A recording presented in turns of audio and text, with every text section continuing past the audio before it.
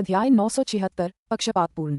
अध्याय 976 पक्षपातपूर्ण। चूंकि स्पिरिट स्टूडियो का व्यवसाय तेजी से बढ़ रहा था, इसलिए शूटिंग क्रू के साथ भी सब कुछ सुचारू रूप से चल रहा था।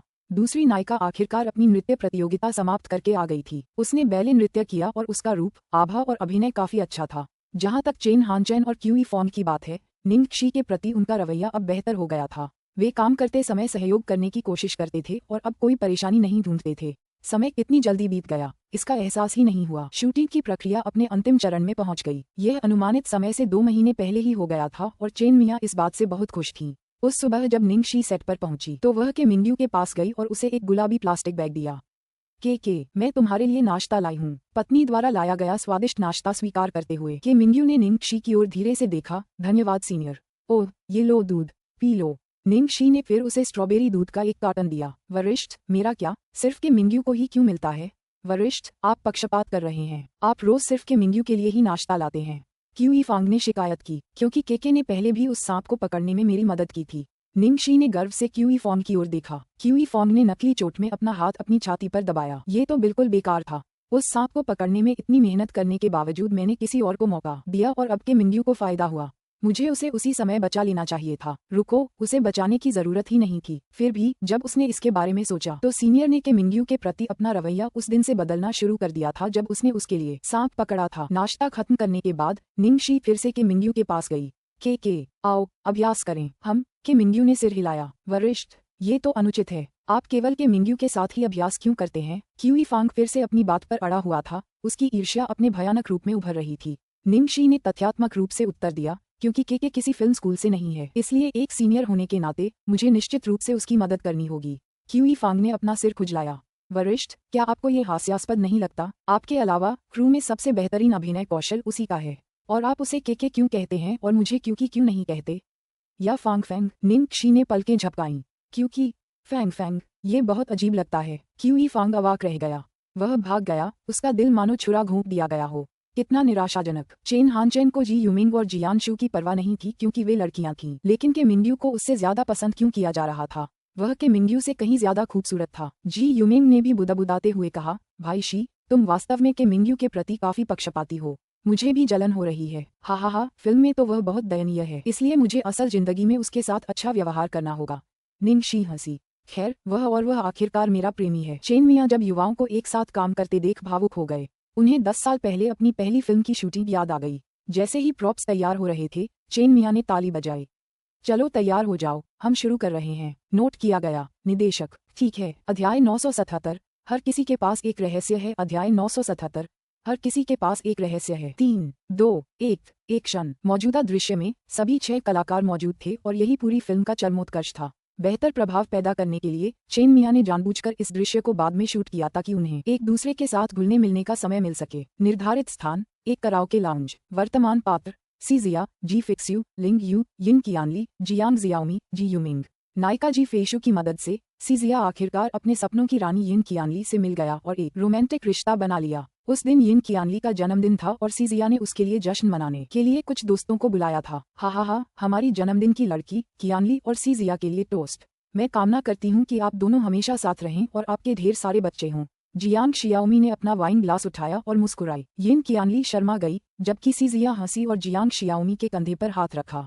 तुम क्या कह रही हो? ओह, तुम दोनों को अपने मैचमेकर के लिए टोस्ट करना चाहिए। जियांग शियाओमी ने जी फेक्स्यू की ओर देखा। सीजिया एक बेहद असंवेदनशील इंसान था। दरअसल जी फेशु की बदौलत ही वह अपनी ड्रीम गर्ल के साथ रह पाया। यिन कियानली और सीजिया के हाव भाव बदल गए। इस खुशी भरे जन्मदिन के जश्न के पीछे एक गहरा द्वंद्व छिपा था। सबके अपने अपने अनकहे विचार थे। दरअसल यिन कियानली को जी फेक्सू से प्यार हो गया था जब उसने सीजिया की जगह उसके सामने अपने प्यार का इजहार किया था और उसने जी फेक्सू को बताया था कि वह वास्तव में कैसा महसूस करती है। हालांकि जी फेशु सीजिया से प्यार करती थी, इसलिए उसने यिन कियानली को सीधे तौर पर अस्वीकार कर दिया। यिन कियानली ने बदला लेने के लिए ही सीजिया के साथ रिश्ता बनाने की हामी भरी थी। दूसरी ओर सीजिया को एहसास होने लगा कि जी फेशु के लिए उसके मन में कुछ खास भावनाएं हैं, इसलिए एक पुरुष के प्रति अपनी भावनाओं को नकारते हुए उसने जल्दी से यिन कियानली को डेट करना शुरू कर दिया। साथ ही उसे लगा कि उसकी अच्छी दोस्त जी फेशु भी यिन कियानली को पसंद करती है, इसलिए उसे समझ नहीं आ रहा था कि उसे किससे ईर्ष्या करनी चाहिए। जहाँ तक लिंग यू का सवाल है, वह सभी को एक बाहरी व्यक्ति के रूप में देख रहा था, लेकिन उसने अपने रहस्य भी गुप्त रखे। इस दृश्य में सभी को बेहतरीन स्थिति में होना था और अपने अपने किरदार के जटिल हिस्सों को प्रस्तुत करना था। अगर उनमें से कोई भी ऐसा करने में नाकाम रहता तो उन्हें ये सब दोबारा करना पड़ता।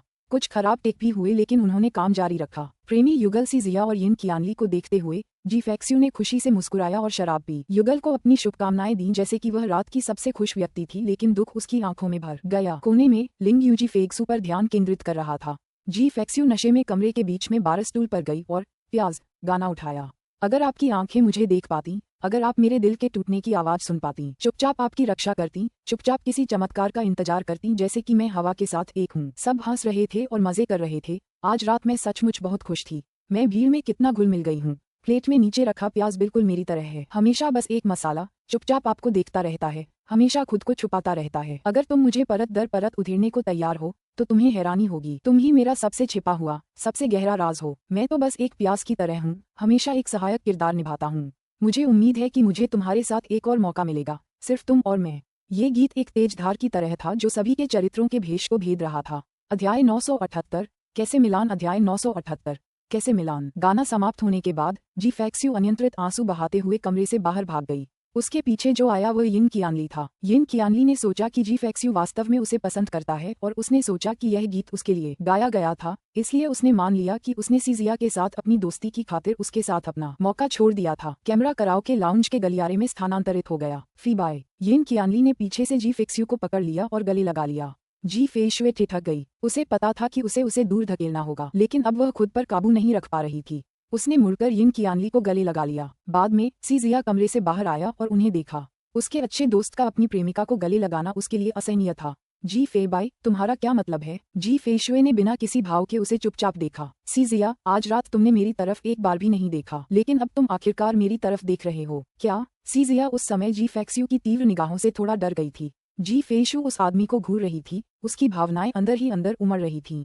उसने धीरे से कहा, ड्रैगन कोई पत्र नहीं लिख सकता। अगर वह शूरवीर से चूक गया तो वह राजकुमारी का अपहरण कर लेगा ताकि शूरवीर आ जाए। सी जिया चौंक गई। तुम्हारा क्या मतलब है। जी फैक्स्यू ने उसकी आंखों में देखा और अपना दिल खोलकर कहा, मेरा मतलब है सी जिया, मैं तुमसे प्यार करती हूँ। सी जिया स्तब्ध रह गई और यिन qianli को यकीन ही नहीं हो रहा था कि क्या हुआ।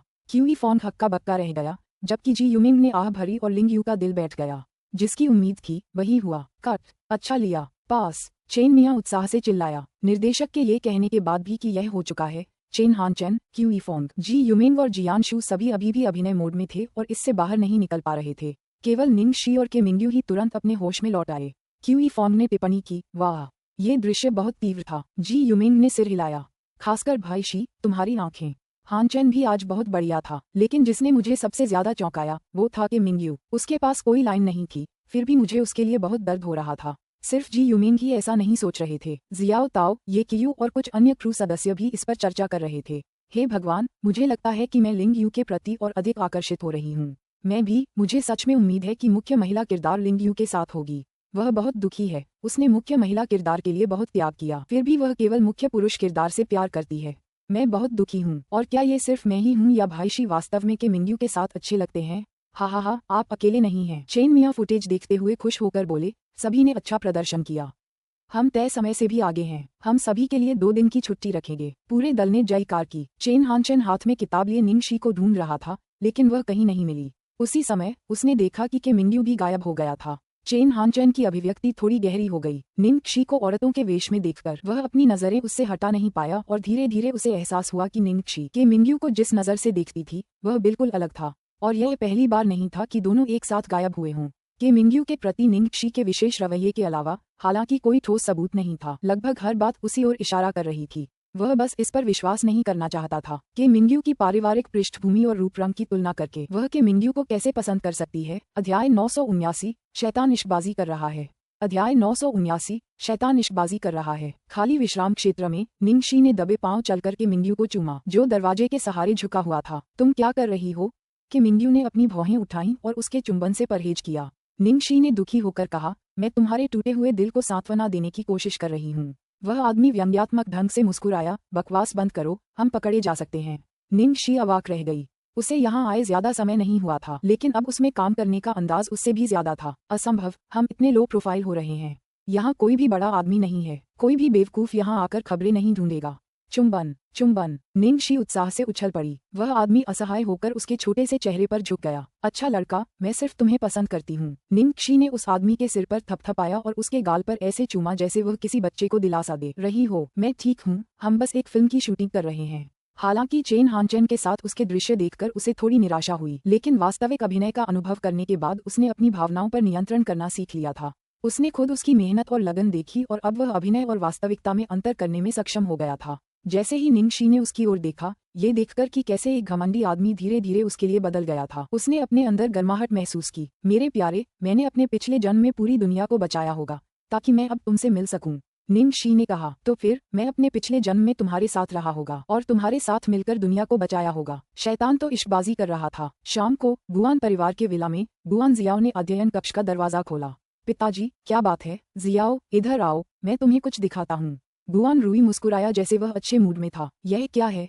गुआन जियाओ उलझन में पड़ गया। गुआन रूई ने मेज पर रखा लैपटॉप चालू किया। ये देखो। क्या यह वही बात है जिसका उल्लेख पिताजी ने पिछली बार किया था? गुआन जियाओ ने गुआन रूई की ओर देखा, फिर घबराकर उसके पास चला गया। गुआन जियाओ ने जैसे ही स्क्रीन पर तस्वीर देखी, वह चौंक गई।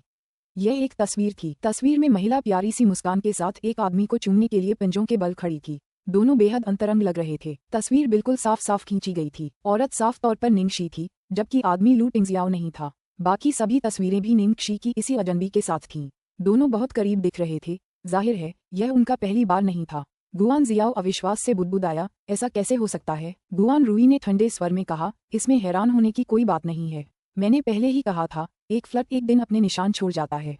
गुआन जियाओ का खून खौल उठा।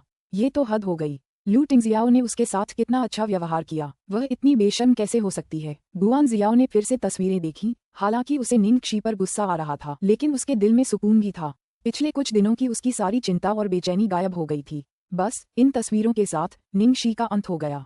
लू टिंगजियाओ चाहे उससे कितना भी मोहित क्यों न हो, कोई भी पुरुष अपनी प्रेमिका द्वारा धोखा दिए जाने को स्वीकार नहीं कर सकता था। अध्याय 980। यह एक आदमी के गौरव के बारे में है। अध्याय 980। यह एक आदमी के गौरव के बारे में है। पिताजी, आप इन तस्वीरों को कैसे संभालेंगे? गुआन जियाओ ने पूछा। गुआन रूई ने विश्लेषण किया, मैं असल में उन्हें अखबारों को सौंपकर उस महिला की प्रतिष्ठा को पूरी तरह से बर्बाद करना चाहता था, लेकिन कुछ सोचने के बाद मुझे लगा कि यह व्यर्थ है। लू टिंगजियाओ की क्षमता के साथ उसे जरूर पता चल जाएगा कि हमने ही यह किया है। अगर उसे पता चला कि हमने उसकी गंदी बातें सबके सामने उजागर कर दी हैं, तो वह हमसे दुश्मनी कर सकता है। आखिरकार ये सीधे तौर पर एक आदमी की प्रतिष्ठा से जुड़ा है। गुआन जियाओ ने सिर हिलाया। तुम सही कह रही हो, मैं भी नहीं चाहती कि उसे कोई परेशानी हो। तो मेरा सुझाव है कि आप ये तस्वीरें सीधे उसे दे दें, फिर उसे बताएं कि मैंने उसकी जांच के लिए लोगों को भेजा है। जहां तक उस महिला की बात है, लू टिंगजियाओ द्वारा ये तस्वीरें देखने के बाद उसका काम तमाम हो जाएगा। ध्यान दिया पिताजी, मैं अब लू टिंगजियाओ से संपर्क करूंगा। ठीक है, अब जाओ। उसी समय प्लेटिनम पैलेस में लू टिंगजियाओ अध्ययन कक्ष में कुछ काम निपटा रही थी। तभी निंगशी सूप का कटोरा लेकर दरवाजा खोली, जिसे तैयार करने में उसे काफी समय लगा था। बॉस, भोजन का समय हो गया है। इस पूरे समय में उन्हें अभिनय के साथ साथ अपनी कंपनी से जुड़े काम भी करने पड़े। निंगशी उनकी सेहत को लेकर बहुत चिंतित थी, इसलिए वह रोज उनके घर आकर उनके लिए खाना बनाती थी। वह हर रात उनके लिए खाना भी बनाती थी। लू टिंगजियाओ का वजन भी थोड़ा बढ़ गया था और उसका चेहरा गुलाबी लग रहा था। थकान का कोई निशान नहीं था। लिटिल ट्रेजर का वजन भी थोड़ा बढ़ गया था। आज क्या है? लू टिंगजियाओ ने अपने दस्तावेज नीचे रखते हुए पूछा। निंगशी ने जवाब दिया, हिरण के सींग वाला जिनसिंग चिकन सूप। यह वाकई पौष्टिक है, पी लो। जैसे ही उसने ढक्कन हटाया, कमरे में तेज खुशबू फैल गई। लू टिंगजियाओ ठिठक गया, उसकी अभिव्यक्ति अवर्णनीय थी। एंटलर। निंगशी को भी अचानक कुछ एहसास हुआ। उघंटलर तो मर्दाना ताकत के लिए भी अच्छा माना जाता है ना? खैर, ये तो पौष्टिक है ही, जल्दी से पी लो। मुझे इसे बनाने में बहुत वक्त लगा है। इस दौरान ये तुम्हारे लिए बहुत मुश्किल रहा होगा। तुम्हें अपना बहुत ख्याल रखना चाहिए। लू टिंगजियाओ का चेहरा थोड़ा उदास हो गया। मुझे किसी खास जगह पर और पोषण की जरूरत नहीं है। आखिरकार यह एक पुरुष का गौरव था। ठीक है, सीन को नजरअंदाज करो। यहाँ जिनसेंग और चिकन भी है। निंगशी ने उसे चम्मच से खाना खिलाया। क्या तुम उसके बाद जो होने वाला है उसकी जिम्मेदारी लेने वाली हो? लू टिंगजियाओ ने उसे इशारा करते हुए देखा। इस बार निंगशी की बारी थी। क्या कुछ नहीं होने वाला है ना? जब वे बात कर रहे थे, लू टिंगजियाओ का फोन एक नए संदेश के साथ बज उठा।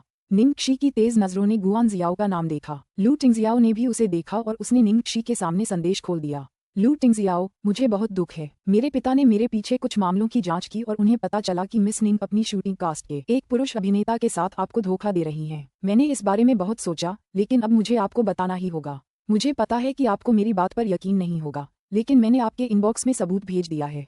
अगर समय हो तो इसे जरूर देखें। निंगशी ने मैसेज पढ़कर पलकें झपकाईं। मैं अपनी शूटिंग कास्ट के एक पुरुष अभिनेता के साथ धोखा कर रही हूँ। लू टिंगजियाओ अवाक रह गया। अध्याय 981। मुझे कोई थोड़ा बेवकूफ पसंद है। अध्याय 981। मुझे कोई थोड़ा बेवकूफ पसंद है। निंगशी लू टिंगजियाओ को घूर रही थी। हमेशा की तरह वह भावशून्य लग रहा था। उसने अपना फोन एक तरफ रख दिया और सूप पीने लगा। अरे लू टिंगजियाओ, क्या तुम अपना इनबॉक्स नहीं देखोगी? निंगशी ने पूछा। नहीं। क्यों? यह आवश्यक नहीं है। यह अनावश्यक कैसे है? ये बहुत जरूरी है। मैं बहुत उत्सुक हूँ। इसे खोलो। निंगशी लू टिंगजियाओ की गोद में बैठ गई। लू टिंगजियाओ ने उसकी तरफ देखा, फिर अपना इनबॉक्स खोला। गुआन जियाओ का एक नया मेल था। उसके साथ एक कंप्रेस्ड फाइल अटैचमेंट भी था, जिसमें शायद कुछ तस्वीरें या दस्तावेज थे। जल्दी से इसे डाउनलोड करो, निंगशी ने आग्रह किया। लू टिंगजियाओ ने उस पर क्लिक किया और डाउनलोड शुरू हो गया। इंटरनेट की स्पीड बहुत तेज थी, इसलिए इसे पूरा होने में बस कुछ ही सेकंड लगे। फाइल को अनजिप करने पर उन्हें फोल्डर में ढेर सारी तस्वीरें मिलीं। निंगशी अब लू टिंगजियाओ की सुस्त हरकतों का इंतजार नहीं कर सकती थी, इसलिए उसने जल्दी से एक तस्वीर खोलकर उसे बेहतर तरीके से देखा। वे दोनों अचंभित रह गए। निंगशी ने अपनी हथेली माथे पर रखी। मुझे पता था। लू टिंगजियाओ ने उदास होकर उसकी तरफ देखा। मैंने तुमसे कहा था न कि खिलवाड़ मत करो। मैं मजाक नहीं कर रही हूँ, ठीक है? ये तस्वीरें पपराजी ने नहीं लीं, ये तुम्हारे प्यारे बचपन के दोस्त ने ली हैं, और हम पहले ही काफी गुप्त रह चुके हैं। अगर वे दिन भर हमारी निगरानी नहीं करते तो किसी को पता भी नहीं चलता। निंगशी ने खुशी खुशी तस्वीरें देखीं। खैर, ये तस्वीरें बहुत अच्छी तरह से ली गई हैं। रोशनी तो देखो, ये एंगल। उन्होंने ये भी लिया जिसमें मैंने तुम्हें चुपके से चूमा, और ये भी जिसमें मैंने चुपके से तुम्हारे बालों में गेहूं का घास डाला। हा हा हा। और ये भी कितना शर्मनाक है। लू टिंगजियाओ, मुझे एक कॉपी भेजो प्लीज, मैं इन्हें रखना चाहती हूँ। जल्दी करो। ये सभी तस्वीरें निंगशी और के मिंगयू की थीं, जो संयोग से लू टिंगजियाओ थीं। कोई आश्चर्य नहीं कि गुआन जियाओ ने कहा था कि उसने एक अन्य पुरुष अभिनेता के साथ धोखा किया है। ये किसी भी तरह से गलत नहीं था। निंगशी ने सोचा तो उसे एहसास हुआ कि कुछ गड़बड़ है, और उसने लू टिंगजियाओ की तरफ व्यंग्यात्मक नजरों से देखा। लगता है तुम्हारा प्यारा बचपन का दोस्त तुम्हारे बारे में बहुत चिंतित है ना? लू टिंगजियाओ का दिल निंगशी की जलन से भर गया। उसने उसकी कमर पकड़ी और मजाक करते हुए कहा, क्या तुम्हें जलन हो रही है? बात बदलने की कोशिश मत करो। मैंने सुना है कि उस समय तुम्हारे पास बात करने के लिए कोई नहीं था, क्योंकि तुम्हारा आईक्यू बहुत ज्यादा था। सिर्फ गुआन जियाओ ही तुमसे बात कर सकती थी। तो तुम उसके साथ वाकई दोस्ताना व्यवहार रखते हो? तो तुम्हें उसकी तरह की औरतें पसंद हैं, गुआन जियाओ जैसी स्मार्ट औरतें? निंगशी का गुस्सा बढ़ता ही गया। लू टिंगजियाओ ने गंभीरता से कहा, नहीं, मुझे थोड़ा बेवकूफ व्यक्ति पसंद है। कौन बेवकूफ है? तुम बेवकूफ हो। निंगशी अचानक भड़क उठी और उसकी गोद से उठकर सूप ले गई। मैं इसे जब्त कर रही हूँ, अब और नहीं। लड़की को तेजी से पीछे हटते देख लू टिंगजियाओ ने अपनी मर्दांगी पर नजर डाली, जिसने उनके नजदीक होने से प्रतिक्रिया दी थी। यह एक बहुत ही तेज प्रतिक्रिया थी। अचानक उसका फोन बजा। मो लिंगटियन का फोन था। लू टिंगजियाओ ने उसे उठाया। हेलो। अरे लू टिंगजियाओ, आपकी आवाज ठीक नहीं लग रही है। लू टिंगजियाओ की आवाज सुनते ही उसे ठंड लग गई। क्या चल रहा है? मैं बुरे मूड में हूँ, बाहर आओ और मेरे साथ पियो, मो लिंगटियन ने कमजोरी से कहा। अध्याय 982। अपनी पत्नी के साथ बहस करने में व्यस्त। अध्याय 982। अपनी पत्नी के साथ बहस करने में व्यस्त। गुआन जियाओ ने आखिरकार कल उसे फोन किया था, लेकिन वो अभी भी लू टिंगजियाओ के बारे में ही बातें कर रही थी। उसने पहले ही लू टिंगजियाओ के लड़कियों को उठाने के सारे तरीके आजमा लिए थे, लेकिन कोई फायदा नहीं हुआ। इसकी एक बड़ी वजह ये थी कि वह गुआन जियाओ के सामने शांत और संयमित नहीं रह पा रहा था। भावनात्मक उतार चढ़ाव भरे सफर से वह पूरी तरह थक चुका था। मैं उपलब्ध नहीं हूँ, लू टिंगजियाओ ने सीधे तौर पर मना कर दिया। आप किस काम में व्यस्त हैं? मो लिंगटियन ने पूछा। मैं अपनी पत्नी के साथ बहस में व्यस्त हूँ, लू टिंगजियाओ ने कहा, और इसके तुरंत बाद अचानक कॉल समाप्त कर दी। मो लिंगटियन अवाक रह गया। हालांकि उसने कहा कि वे बहस कर रहे थे, फिर भी उसने ऐसा क्यों कहा जैसे उसे मजा आ रहा हो, मानो वे एक दूसरे से फ्लर्ट कर रहे हों। काश मैं किसी दिन आधी रात को गुआन जियाओ से बहस कर पाता। गुआन परिवार के विला के लिविंग रूम में। क्या हुआ जियाओ? क्या तुमने लू टिंगजियाओ को बताया? गुआन रूई ने पूछा। गुआन जियाओ ने सिर हिलाया। मुझे डर है कि अगर मैं उसे फोन करके बताऊंगी तो उसे अजीब लगेगा, इसलिए मैंने उसे एक टेक्स्ट मैसेज और फिर एक ईमेल भेजा। लगता है उसने उन्हें देख लिया है, लेकिन अभी तक कोई जवाब नहीं दिया है। गुआन रूई को ऐसे ही नतीजे की उम्मीद थी। आखिरकार वो एक मर्द है, उसे ऐसी बात पचाने के लिए थोड़ा वक्त चाहिए। तुम्हारे लिए ये एक अच्छा मौका है, ज्यादा आक्रामक होने की कोशिश करो, उसके साथ थोड़ा वक्त बिताओ।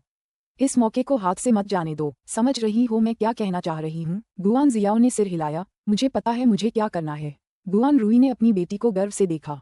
उसे पता था कि वह उसे निराश नहीं करेगी। अपने कमरे में लौटने के बाद गुआन जियाओ बालकनी में गई और मो लिंगटियन को बुलाया। चूंकि मो लिंगटियन को लू टिंगजियाओ ने अभी अभी रिजेक्ट किया था, इसलिए उसे उम्मीद नहीं थी कि उसका फोन बजेगा। उसे खुशी हुई कि गुआन जियाओ का फोन था। वह इतनी रात को उसे फोन कर रही थी। मो लिंगटियन की जान में जान आए, लेकिन उसने सबक सीख लिया था, इसलिए उसने अपनी भावनाओं को दबाया और सावधानी से पूछा, अरे जियाओ, क्या हुआ? ज्यादा कुछ नहीं, बस सोच रहा हूँ कि हाल ही में मौसम काफी अच्छा रहा है, तो मुझे कुछ दोस्तों को हाइकिंग और कैंपिंग पर चलने के लिए कहना है। क्या आपकी रुचि है? गुआन जियाओ ने पूछा। मो लिंगटियन हैरान रह गया। जैसे ही वह इसके लिए राजी होने वाला था, उसे लू टिंगजियाओ की रणनीति याद आ गई, तो उसने शांति से कहा, कब? मैं देख लूँ कि मैं उपलब्ध हूँ या नहीं। कल दोहरी छुट्टी है, कैसा रहेगा? कल मैं ठीक हो जाऊंगा, जरूर। मो लिंगटियन ने अपना आपा बनाए रखने की कोशिश की। बहुत बढ़िया। क्या आप ये भी पूछ सकते हैं कि क्या लू टिंगजियाओ जाना चाहती है? मो लिंगटियन के चेहरे पर खुशी के भाव जम गए। लू टिंगजियाओ ये शायद नहीं जाएगा। क्यों नहीं? गुआन जियाओ ने पूछा। उसने निंगक्षी से लड़ाई की थी, इसलिए वह शायद उपलब्ध नहीं है। ये स्पष्ट था कि मो लिंगटियन उससे पूछना भी नहीं चाहता था। वे लड़े। गुआन जियाओ को शक हुआ कि मामला तस्वीरों को लेकर था। उसने आगे कहा, उसके बाहर आकर आराम करने की और भी वजह है। क्या उसे उदास होने पर हाइकिंग पर जाना पसंद नहीं था? लिंगटियन, मुझे उससे पूछने में मदद करो, ठीक है? प्लीज। गुआन जियाओ ने ध्यान से सोचा। वह जानती थी कि उसे सक्रिय तो होना ही होगा, लेकिन जरूरत से ज्यादा नहीं। अपने अनुभव से लू टिंगजियाओ को कभी भी बहुत ज्यादा आक्रामक महिलाएं पसंद नहीं आई थीं। उसके करीब धीरे धीरे और स्वाभाविक रूप से आना जरूरी है, इसलिए उसने मो लिंगटियन से उसे डेट पर जाने के लिए कहने का फैसला किया। उस समय यही सबसे अच्छा उपाय था। अध्याय 983, तीसरा पहिया। अध्याय 983, तीसरा पहिया। फोन के दूसरी तरफ मो लिंगटियन थोड़ी देर के लिए चुप हो गया। ठीक है, मैं उससे पूछने में आपकी मदद करूंगा। आपको धन्यवाद और शुभ रात्रि। शुभ रात्रि। कॉल खत्म करने के बाद मो लिंगटियन ने अपना फोन फेंक दिया और सिगरेट सुलगा ली। वह सोफे पर लेट गया और चुपचाप सिगरेट पीने लगा। कमरे का माहौल ठंडा और शांत था। कुछ देर बाद उस आदमी ने अचानक सामने रखी मेज पर लात मारी। जोरदार आवाज हुई। लिविंग रूम में अफरा तफरी मच गई और टीवी की बड़ी स्क्रीन से चिंगारियां निकलने लगीं। कुछ देर बाद मो लिंगटियन का गुस्सा शांत हो गया। उसने गहरी सांस ली और लू टिंगजियाओ को फोन करने के लिए अपना फोन उठाया। अरे लू टिंगजियाओ, हम कल कैंपिंग पर जा रहे हैं। हिम्मत मत करना कि तुम मुझे बता सको कि तुम उपलब्ध नहीं हो। अगर नहीं तो मैं अभी तुमसे लड़ूंगा। मो लिंगटियन की आवाज उत्तेजित लग रही थी। क्या हुआ? लू टिंगजियाओ ने अपने सामान्य सपाट स्वर में पूछा। कुछ नहीं, बस आ जाओ, नहीं तो हमारी दोस्ती यहीं खत्म। बस, अलविदा। मो लिंगटियन ने कॉल खत्म कर दी। फोन जमीन पर गिर गया और मो लिंगटियन उसे दुखी होकर देखने लगा। उसने अपने चेहरे पर जोर से थप्पड़ मारा। मो लिंगटियन, तुम कब तक खुद को तड़पाते रहोगे? फिर भी उसके पास कोई चारा नहीं था। कोई रास्ता नहीं था जिससे वह उससे प्यार करना छोड़ दे। लू टिंगजियाओ ने अजीब तरह से अपने फोन को देखा। इस बीच निंगक्षी सूप का बर्तन खाली करने में व्यस्त थी। अब उसे पता चल गया था कि यह सूप कितना खतरनाक है। उसे जल्दी से इसे फेंकना था। अचानक किसी ने उसे पीछे से गर्मजोशी से गले लगा लिया। क्या? निंगक्षी ने नाराज स्वर में कहा। मैं कल तुम्हें कहीं ले चलूंगा ताकि तुम्हारा गुस्सा शांत हो जाए। ठीक है? लू टिंगजियाओ ने पूछा। मेरा गुस्सा शांत करो, क्या मतलब है तुम्हारा? निंगक्षी ने पूछा। मैंने अभी मो लिंगटियन से कल लंबी पैदल यात्रा पर जाने का वादा किया है। लू टिंगजियाओ ने उत्तर दिया। लंबी पैदल यात्रा? क्या यह उसके गुस्से से संबंधित था? जब तक गुआन जियाओ भी नहीं जा रहा था, तो लू टिंगजियाओ का मतलब ये था कि वह इस अवसर के साथ गुआन जियाओ की आशा को हमेशा के लिए कुचल देना चाहता था। निंगक्षी को इस बात से कोई फर्क नहीं पड़ा और उसने कंधे उचका दिए। जरूर, क्योंकि हम कल एक्टिंग से छुट्टी ले रहे हैं, तो आराम करने का भी अच्छा समय है। निंगक्षी ने उत्साह से सुझाव दिया। क्या हम लिटिल ट्रेजर को भी साथ ला सकते हैं? लू टिंगजियाओ ने तुरंत जवाब दिया। नहीं। क्यों नहीं? निंगक्षी ने दुखी होकर पूछा। वह तीसरा पहिया होगा, लू टिंगजियाओ ने कहा। निंगक्षी अवाक रह गई। क्या उन्होंने अपने बेटे को तीसरा पहिया कहा है? जब वे बात कर रहे थे तो उनके पीछे से कदमों की आहट आए। छोटे बच्चे ने अपने पिता को अप्रसन्नता से देखा, जिससे ये स्पष्ट हो गया कि उसने उनकी बातचीत सुन ली थी। निंगक्षी ने जल्दी से छोटे बन को उठाया। अरे छोटे, तुम क्यों जाग रहे हो? अपने पापा की बकवास मत सुनो। वो तीसरा पहिया है, सबसे ज्यादा परेशान करने वाला तीसरा पहिया। हम तुम्हें नहीं ला रहे क्योंकि वो बहुत थका देने वाला होगा। मैं आज रात तुम्हारे साथ सोऊंगी। नाराज मत हो, हम उसे नजरअंदाज कर देंगे। निंगक्षी ने लू टिंगजियाओ को घूरा, फिर छोटे बन के साथ ऊपर चली गई। लू टिंगजियाओ के पास कोई शब्द नहीं थे। तीसरा पहिया वास्तव में। अध्याय 984। क्या लू टिंगजियाओ का ब्रेकअप हो गया? अध्याय 984। क्या लू टिंगजियाओ का ब्रेकअप हो गया? ये गर्म धूप वाला दिन था। कैंपिंग के लिए अच्छा दिन था। माउंट यूमिंग के तल पर स्थित पार्किंग स्थल पर गुआन जियाओ, मो लिंगटियन, लू शिन्यान और कई अन्य लोग बातचीत करते हुए बाकी लोगों के आने का इंतजार कर रहे थे। वह कहाँ है? अभी तक यहाँ नहीं। क्या वह हमें छोड़ देगा? बिल्कुल नहीं। मैं केवल इसलिए आया क्योंकि मैंने सुना था कि भाई जियाओ आ रहा है। गुआन जियाओ ने अपनी घड़ी देखी और गहरी सांस ली। थोड़ी देर और रुको, टिंगजियाओ का मूड खराब है। हो सकता है वो देर तक सो गया हो। खराब मूड है? क्या हुआ? कुछ समझदार लोग तो आने वाली गपशप को भांप ही गए। गुआन जियाओ ने हिचकिचाते हुए कहा। लगता है उसने अपनी गर्लफ्रेंड से बहस की है। बहुत बड़ी खबर, सचमुच। क्या उनमें बहस हुई? पिछली बार जब हमने उन्हें देखा था तो क्या वे दोनों एक दूसरे से प्यार करते हुए नहीं दिख रहे थे? बहन जियाओ, क्या तुम सच में गंभीर हो? क्या उसने सचमुच उस औरत से बहस की थी? हा, आखिरकार वे लड़ पड़े। मुझे पता था कि वे ज्यादा देर तक नहीं टिकेंगे। क्या उनका ब्रेकअप हो चुका है? ये संभव है। भाई जियाओ को उससे बहस करने के लिए मजबूर करना बहुत बड़ी बात होगी। गुआन जियाओ ने माफी मांगी क्योंकि दोस्तों के समूह ने उससे तमाम सवालों की बौछार कर दी थी। मुझे माफ करना, मैं भी विवरण के बारे में निश्चित नहीं हूँ। मैंने अभी लिंक्डइन से इसका जिक्र सुना है। हालांकि वह वास्तव में जानती थी कि ऐसा कुछ होने के बाद लू टिंगजियाओ ने पहले ही निंग शी से संबंध तोड़ लिया होगा। इसके बाद समूह ने अपना ध्यान मो लिंक्डइन की ओर केंद्रित किया। मास्टर मो, क्या हुआ? मास्टर मो, क्या? मो लिंक्डइन ने सिगरेट पीते हुए झुंझलाहट से जवाब दिया। मास्टर मो, आप दिवास्वप्न क्यों देख रहे हैं? हम तो बस पूछ रहे थे कि लू टिंगजियाओ का क्या हुआ। क्या उसने सचमुच निंग शी से ब्रेकअप कर लिया है? ब्रेकअप? मो लिंक्डइन खुद बुरे मूड में था, इसलिए उसने वास्तव में इस बात पर ध्यान नहीं दिया कि वे अभी क्या चर्चा कर रहे थे और वह उलझन में था कि वे इस निष्कर्ष पर कैसे पहुंचे। हाँ, क्या तुमने जियाओ को नहीं बताया कि लू टिंगजियाओ ने अपनी प्रेमिका से झगड़ा किया था? किसी ने पूछा। मो लिंक्डइन को अब याद आया कि उसने ऐसा कहा था, लेकिन उसने ये बहाना सिर्फ इसलिए बनाया था क्योंकि वह नहीं चाहता था कि लू टिंगजियाओ उनके साथ शामिल हो। क्या उन्होंने सचमुच मुझ पर विश्वास किया? और ऐसा प्रतीत हुआ कि जियाओ ने भी ऐसा ही किया। मो लिंक्डइन ने गुआन जियाओ को देखा। उसे एहसास हुआ कि उस दिन वह वाकई बहुत खुश लग रही थी और उसने उस दिन अपने ठंडे रंगों वाले कपड़ों का स्टाइल बदलकर एक धुएंधार लाल रंग की ड्रेस पहनी थी। मो लिंक्डइन वास्तव में अस्वस्थ लग रहे थे। उन्होंने उससे पूछना बंद कर दिया क्योंकि वह बिल्कुल स्तब्ध सा लग रहा था। फिर वे इंतजार करते हुए गपशप करते रहे। अरे, ये तो है। क्या ये लू टिंगजियाओ की कार है? कहाँ? हाँ, यह उसकी कार है। उनके पास एक काली 4 पहिया गाड़ी खड़ी थी। दरवाजा खुला और लू टिंगजियाओ बाहर निकली। गुआन जियाओ उसके पास गई और मुस्कुराते हुए बोली, तुम आखिरकार यहाँ आ ही गए, टिंगजियाओ। हम सब तुम्हारा इंतजार कर रहे हैं। चलो चलें। मम्मा। लू टिंगजियाओ ने सिर हिलाया। जब गुआन जियाओ चलने लगी तो उसने देखा कि लू टिंगजियाओ उसके पीछे नहीं आया है। इसके बजाय वह कार के दूसरी तरफ गया और दरवाजा खोला। क्या लू टिंगजियाओ ने किसी और को आमंत्रित किया था? एक आदमी कार से उतरा। क्या यह निंग शी थी? अध्याय 985। उन्होंने बना लिया है। अध्याय 985। उन्होंने बना लिया है। निंग शी लू टिंगजियाओ के साथ यहाँ क्यों थी? गुआन जियाओ अपने आश्चर्य के भाव को छिपा नहीं पाई क्योंकि यह इतना अचानक हुआ था। वह बस उन दोनों को देखती रही। इससे भी अधिक अविश्वसनीय बात ये थी कि जैसे ही निंग शी कार से बाहर आए, उसने स्वाभाविक रूप से अपना हाथ उसके हाथ में रख दिया। लड़की ने लू टिंगजियाओ जैसी ही सफेद स्पोर्ट्स ड्रेस पहनी हुई थी और उसके बाल पोनीटेल में बंधे हुए थे। उसने अपनी आंखें ऐसे रगड़ी जैसे अभी अभी उठी हो। उस सुबह उसके लिए जागना बहुत जल्दी था, इसलिए निंग शी सीट पर पीछे की ओर झुक गई और कार में ही सो गई, जिसके कारण सभी ने यह नहीं देखा कि शॉटगन सीट पर कोई और व्यक्ति था। वे अपने युगल परिधान पहने हुए एक दूसरे के बगल में खड़े थे, बिल्कुल एक प्रेम प्रेरित जोड़े की तरह दिख रहे थे। ये कैसे संभव था? क्या उनका ब्रेकअप नहीं हो सकता था? वहाँ बहस का कोई निशान भी नहीं था। क्या गलत हुआ था? माँ सुश्री निंग, आप भी यहाँ हैं? गुआन जियाओ ने अपनी मुठ्ठियां भींचते हुए शांत रहने की कोशिश की। निंग शी अभी भी नींद में लग रही थी, इसलिए लू टिंगजियाओ ने उसकी जगह उत्तर दिया। वह अभी छुट्टी पर है, इसलिए मैं उसे आराम करने के लिए बाहर ले आया हूँ। मुझे लगता है चलो, शायद अंधेरा होने से पहले हम चोटी तक न पहुँच पाएं। गुआन जियाओ के चेहरे पर फिर से सामान्य भाव आ गए। हालांकि उसके मन में कई सवाल थे, लेकिन वह समझ गई कि अभी पूछने का सही समय नहीं है। वह लू टिंगजियाओ से बाद में पूछने के लिए सही मौके का इंतजार करने वाली थी। वो औरत भी आई थी। लू शिन्यान ने उन दोनों को कपल ड्रेस में देखकर निराश हो गई। उसे सचमुच लगा कि उनका ब्रेकअप हो गया है। अन्य लोग भी आश्चर्यचकित हुए और धीमी आवाज में आपस में चर्चा करने लगे। ऐसा नहीं लगता कि उनका ब्रेकअप हो गया है, शायद वे सिर्फ दिखावा कर रहे हैं। उन्होंने ये सब बनाया है। इसमें अजीब क्या है? मो लिंक्डइन ने पूरे समय गुआन जियाओ से अपनी नजरें नहीं हटाईं। निंग शी को देखते ही उसके हाव भाव में आए बदलाव को उसने साफ देखा। उसके दिल में एक तेज दर्द सा हुआ और साथ ही उसे शक भी हुआ। उसने कल रात ही बस थोड़ा सा जिक्र किया था, तो फिर उसने इतने यकीन से ये क्यों मान लिया कि उनका ब्रेकअप हो गया होगा? मो लिंक्डइन को लगा कि कुछ गड़बड़ है। क्या कुछ ऐसा था जो वह नहीं जानता था? अपने अपने मन में अलग अलग शंकाएं लेकर उन्होंने पहाड़ की चोटी की ओर अपनी यात्रा शुरू की। माउंट यू मिंग समुद्र तल से लगभग 3000 मीटर ऊपर था। चूंकि यह वनस्पतियों और जीवों का प्राकृतिक आवास था, इसलिए यहाँ का दृश्य बेहद खूबसूरत था। बादलों के बीच और हरी भरी पहाड़ियों का भव्य दृश्य देखने को मिलता था और चोटी पर रात भर कैंपिंग करने के बाद अगली सुबह सूर्योदय का नजारा वाकई शानदार होता था। लू टिंगजियाओ पहले यहाँ अकेले ही आते थे जब उन्हें कुछ प्रशिक्षण लेना होता था या किसी बात पर विचार करना होता था, लेकिन अब उनके साथ कोई और भी था। कार से उतरने के बाद भी निंग शी बहुत नींद में लग रही थी। उसने बस अपने आसपास मौजूद लोगों का आधे मन से ही जवाब दिया। यहाँ ज्यादातर लोग उसी समूह के थे जो पिछली बार जब वह शूटिंग रेंज गई थी।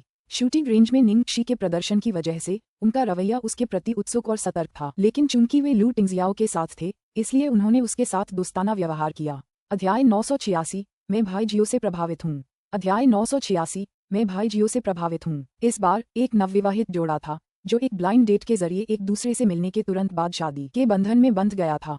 लड़की पहाड़ के नीचे ही शिकायत करने लगी, हे भगवान, ये कितना ऊंचा है, क्या हम सचमुच ऊपर तक पैदल जा रहे हैं? मुझे तो लगता है कि मैं बीच रास्ते में ही मर जाऊंगी। कोई बात नहीं, अगर तुम थके हो तो मैं तुम्हें उठा लूंगा, आप सर्वश्रेष्ठ हैं। नवविवाहिता की बातचीत सुनकर लू टिंगजियाओ ने बगल में बैठी लड़की की तरफ देखा। अभी भी थकान लग रही है? निंगशी ने मुंह बनाते हुए कहा, ये सब तुम्हारी गलती है। उसने कल रात छोटी बच्ची को दुखी कर दिया था, इसलिए उसे उससे माफी मांगनी पड़ी और वह केवल कुछ घंटे ही सो सकी। लू टिंगजियाओ समझ गया कि निंगशी का क्या मतलब था, लेकिन दूसरों के नजरिए से यह बिल्कुल अलग बात थी और उनकी बेतहाशा कल्पनाएं चल रही थीं। तो उन्होंने सचमुच मेकअप किया? क्या उन्होंने पूरी रात ऐसा किया? लू टिंगजियाओ उस लड़की के सामने चला गया जब वह जम्हाई ले रही थी और वह झुक गया।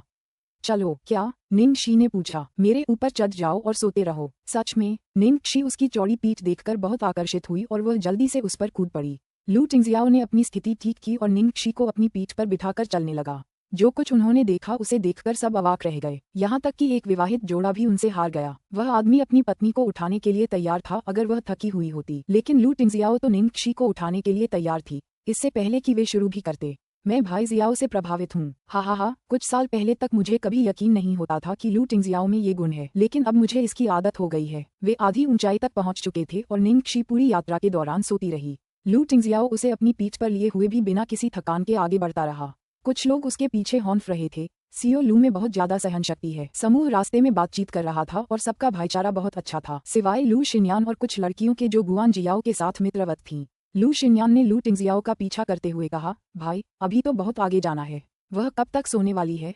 क्या वह तुम्हें थका देने की कोशिश कर रही है? शोर की वजह से निंगशी की भौहें थोड़ी सिकुड़ गईं और लू टिंगजियाओ ने लू शिन्यान को ठंडी नजरों से देखा। चुप। लू शिन्यान बहुत निराश था। हाइकिंग ग्रुप के पीछे गुआन जियाओ का संदेह तब और गहरा हो गया जब उसने लू टिंगजियाओ और निंगशी को देखा। आखिरकार शाम के वक्त वे पहाड़ की चोटी पर पहुंच गए। थोड़ी देर आराम करने के बाद सभी ने डेरा डालना शुरू कर दिया। गुआन जियाओ अब और नहीं रुक सका और लू टिंगजियाओ के पास गया। टिंगजियाओ, क्या मैं तुमसे 1 मिनट बात कर सकता हूँ? लू टिंगजियाओ ने निंगशी की ओर देखा जो तंबू लगा रही थी। जब उसका ध्यान तंबू पर था, उसने गुआन जियाओ को उसके साथ आगे बढ़ने का संकेत दिया। गुआन जियाओ के लिए शायद इतने लंबे समय तक इसे रोक पाना मुश्किल है। गुआन जियाओ निंगशी के उदासीन रवैये से अपमानित महसूस कर रही थी। उसका आत्मविश्वास कहाँ से आया? जब वे शिविर स्थल से कुछ दूर चले गए तो गुआन जियाओ ने पूछा, टिंगजियाओ, क्या तुमने वह संदेश और तस्वीरें देखीं जो मैंने तुम्हें कल रात भेजी थीं? हम? लू टिंगजियाओ अभी भी निंगशी को देख रहा था जबकि गुआन जियाओ उससे बात कर रही थी। क्या तुमने निंगशी को उस आदमी के साथ देखा था? गुआन जियाओ ने उससे फिर पुष्टि की। हाँ। लू टिंगजियाओ अभी भी शांत दिख रही थी। क्या इस पर प्रतिक्रिया देने के लिए उनके पास बस इतना ही था? गुआन जियाओ ने गहरी सांस ली और फिर पूछा, तो फिर तुम क्या सोचते हो? लू टिंगजियाओ ने जवाब दिया, ये कुछ अच्छी तस्वीरें हैं, धन्यवाद। अध्याय 987। लू टिंगजियाओ, तुम बहुत क्रूर हो। अध्याय 987। लू टिंगजियाओ, तुम बहुत क्रूर हो। अच्छी तस्वीरें, धन्यवाद। एक पल के लिए गुआन जियाओ को लगा कि उसके कानों में कुछ गड़बड़ है, या लू टिंगजियाओ में कुछ गड़बड़ है। क्या कोई सामान्य पुरुष अपनी प्रेमिका की किसी अन्य पुरुष के साथ अंतरंग तस्वीरें देखने के बाद इस तरह प्रतिक्रिया करेगा? गुआन जियाओ ने गहरी सांस ली और खुद को शांत करने की कोशिश की। उसने चिंता से पूछा, टिंगजियाओ, क्या तुम्हें उस औरत से कोई खतरा है? वह ऐसा कोई अन्य कारण नहीं सोच सकी जिसके कारण लू टिंगजियाओ उस महिला के साथ रहने लगे, जबकि ऐसा कुछ हुआ था। नहीं, लू टिंगजियाओ ने बिना किसी अजीब भाव के दृढ़ स्वर में उत्तर दिया। तो फिर तुम अभी भी उसके साथ क्यों हो? गुआन जियाओ उसे बिल्कुल भी समझ नहीं पाए। लू टिंगजियाओ ने बस इतना कहा, तस्वीरों में दिख रहा आदमी मैं ही हूँ। तुम क्या कह रही हो? गुआन जियाओ चौंक गई। फिर उसने आगे कहा, तस्वीर में जो आदमी है वह निंगशी का सहकर्मी है जिसका नाम के मिंग्यू है। वह तुम कैसे हो सकती हो? क्या मैंने तुम्हें गलत तस्वीरें भेज दी हैं? लू टिंगजियाओ ने स्पष्ट आवाज में कहा, मैं के मिंग्यू हूँ, मैंने बस अपना चेहरा बदल लिया है। लू टिंगजियाओ ने जो कुछ हल्के फुल्के अंदाज में कहा था वह गुआन जियाओ के लिए बेहद चौंकाने वाला था और उसे यकीन ही नहीं हो रहा था। ये तुम हो? तुमने कहा था कि तुम के मिंग्यू हो? उसका करियर हमें अपने रिश्ते को सार्वजनिक करने से रोकता है और हमारे पास एक साथ बिताने के लिए बहुत कम समय है, इसलिए मैं उसके साथ इस तरह समय बिताना पसंद करता हूँ। लू टिंगजियाओ के लिए इतना बोलना दुर्लभ था, फिर भी हर एक शब्द उसे चाकू की तरह काटता था। कोई और सवाल? लू टिंगजियाओ ने पूछा। गुआन जियाओ ने अपना सिर हिलाया। वह पीली दिख रही थी। प्रश्न? मैं और क्या पूछ सकता था? चाहे उसने कितना भी सोचा हो, उसे कभी अंदाजा नहीं था कि जिस आदमी के साथ निंगशी ने धोखा किया था वह लू टिंगजियाओ ही था। वह आदमी जो सबके प्रति रूखा था, असल में उस औरत के साथ ज्यादा समय बिताने के लिए अपना चेहरा बदलकर उसके साथ शामिल हो गया था। उसने उसके स्वाभिमान को ठेस न पहुंचाने की बहुत कोशिश की थी और उसे लंबी पैदल यात्रा पर बुलाया था, ये सोचकर कि उसे आखिरकार उस औरत का असली रूप पता चल जाएगा। फिर भी अंत में लू टिंगजियाओ ने उसके सभी प्रयासों को नकार दिया। वह तो शुरू से ही जोकर की भूमिका निभा रही थी। तो फिर मुझे कुछ बातें कहने की अनुमति दीजिए, लू टिंगजियाओ ने कुछ देर बाद कहा। तुम क्या कहना चाहते हो? कि मैं एक दुष्ट औरत हूँ जो तुम्हें उससे अलग करने की कोशिश कर रही हूँ? मुझे तो पता ही नहीं था कि तुम ही हो। मुझे सच में चिंता थी कि तुम्हारे साथ धोखा हो रहा है। गुआन जियाओ उस पर चिल्लाई। लू टिंगजियाओ ने उसे बीच में ही टोक दिया और अपनी ठंडी आंखों से उसे देखा। जियाओ, कुछ बातें ऐसी होती हैं जो मैं जोर से नहीं कहता क्योंकि मुझे लगता है कि तुम एक समझदार इंसान हो। मुझे यकीन है कि तुम समझती हो। गुआन जियाओ ने आंखों में आंसू लिए अपने होंठ काटे। बस करो, मैं यह नहीं सुनना चाहती। लू टिंगजियाओ ने उसकी बात अनसुनी कर दी और अपनी राय उस पर थोपते हुए बोला, जियाओ, हमारे बीच ये नामुमकिन है। चाहे पहले, अब या भविष्य में कुछ भी हुआ हो, मैंने तुम्हें हमेशा सिर्फ एक दोस्त ही समझा है और कुछ नहीं। अगर निंगक्षी मेरे साथ नहीं होती तो मैं भी तुम्हारे साथ नहीं होता। मुझे उम्मीद है कि तुम मुझ पर और समय बर्बाद नहीं करोगी। गुआन जियाओ को उम्मीद नहीं थी कि लू टिंगजियाओ इतनी सीधी बात कह देगा कि उसे इतना बुरा लगेगा। वह कांप रही थी। लू टिंगजियाओ, तुम बहुत क्रूर हो। अध्याय 988। इस हद तक उस पर प्यार जताना। अध्याय 988। इस हद तक उस पर प्यार जताना। मैं तुम्हें ये सिर्फ इसलिए बता रहा हूँ क्योंकि मैं अब भी तुम्हें अपना दोस्त मानता हूँ। ये मेरी आखिरी याद है। चाहे तुम हो या तुम्हारे पिता, प्लीज वो करना बंद करो जो तुम्हें नहीं करना चाहिए, वरना मैं तुम्हें बता दूंगा कि असली क्रूरता क्या होती है। बस इतना ही कहना चाहता हूँ। लू टिंगजियाओ फिर वहां से चला गया। गुआन जियाओ को लगा जैसे उसकी टांगें थककर जवाब दे रही हैं। वह जमीन पर गिर पड़ी। उसका पहनावा ठंडे पसीने से भीग गया था। हाँ, वह जानती थी। उसे पता कैसे नहीं चलता। वह बस इस बात पर यकीन या स्वीकार नहीं करना चाहती थी जब तक कि लू टिंगजियाओ ने उसे स्पष्ट सच्चाई नहीं बताई। लू टिंगजियाओ, तुम मेरे साथ ऐसा कैसे कर सकते हो? गुआन जियाओ बेकाबू होकर रोई। गुआन जियाओ से कुछ ही कदम पीछे एक बड़ा पेड़ था और मो लिंगटियन चुपचाप उस पेड़ के सहारे झुका हुआ था। उसने खुद को रोका, हालांकि वह सचमुच उसे दिलासा देना चाहता था। अगर वह अभी आता तो उसे और भी शर्मिंदगी होती। हालांकि वह जानता था कि उसे छुपकर बातें नहीं सुननी चाहिए। फिर भी जब उसने लू टिंगजियाओ और गुआन जियाओ को आपस में बात करते देखा तो वह खुद को उनके पीछे जाने से नहीं रोक सका। कौन जानता था कि चीजें इस तरह आगे बढ़ेंगी। उनकी बातचीत से पता चला कि जियाओ या उसके पिता ने ही निंगक्षी की जांच की थी और फिर उसकी धोखाधड़ी के सबूत जुटाए थे। तो इस तरह जियाओ को पूरा यकीन था कि उन दोनों का ब्रेकअप हो जाएगा। लेकिन अंत में वह भी हैरान रह गया। लू टिंगजियाओ तो बस अवर्णनीय था। वह उस औरत पर इस हद तक मोहित था। लू टिंगजियाओ के आहत करने वाले शब्दों के बारे में उसने गुआन जियाओ के दर्द भरे भाव देखे। हालांकि उसे उस पर तरस आ रहा था, लेकिन वह समझ गया कि लू टिंगजियाओ ने ये सब अपनी भलाई के लिए किया है। वह ये भी समझ गया कि लू टिंगजियाओ उसके दोस्त होने के कारण इस मामले को टालने को तैयार थी। अगर जियाओ ने अभी भी सबक नहीं सीखा, लेकिन क्या वो सच में ऐसा करेगी? वो बहुत समझदार और घमंडी औरत थी। अब जब लू टिंगजियाओ ने उसे सब कुछ बता दिया है तो क्या वो उसे जाने देगी? मो लिंगटियन के बेचैन दिल में आशा की एक स्वार्थी चिंगारी थी। अगर जियाओ लू टिंगजियाओ को छोड़ दे तो शायद उसके पास एक मौका होगा। निंगक्षी ने तंबू लगाना खत्म किया, तभी उसने लू टिंगजियाओ को वापस आते देखा। तुम वापस आ गए। देखो, मैंने जो तंबू लगाया है, क्या ये शानदार नहीं है? यह वाकई मजबूत है। निंगक्षी ने गर्व से अपने तंबू को थपथपाया। लड़की का बेफिक्र रवैया देखकर लू टिंगजियाओ के चेहरे पर उदासी छा गई। तुम्हें जरा भी चिंता नहीं है? तुम वाकई मुश्किल हो, है ना? क्या तुम मुझ पर गुस्सा होगे कि मैंने तुम पर भरोसा किया? निंगक्षी ने कहा। लू टिंगजियाओ ने आह भरी। वह जानता था कि वह उसे बहस में नहीं हरा सकता। मैंने उसे पहले ही सब कुछ समझा दिया है, लू टिंगजियाओ ने अपनी पत्नी को बताया। लू टिंगजियाओ के भावशून्य चेहरे को देखकर निंगक्षी लगभग खिलखिला उठी। उसने दबे पांव चलकर उसके होंठों पर चुंबन किया।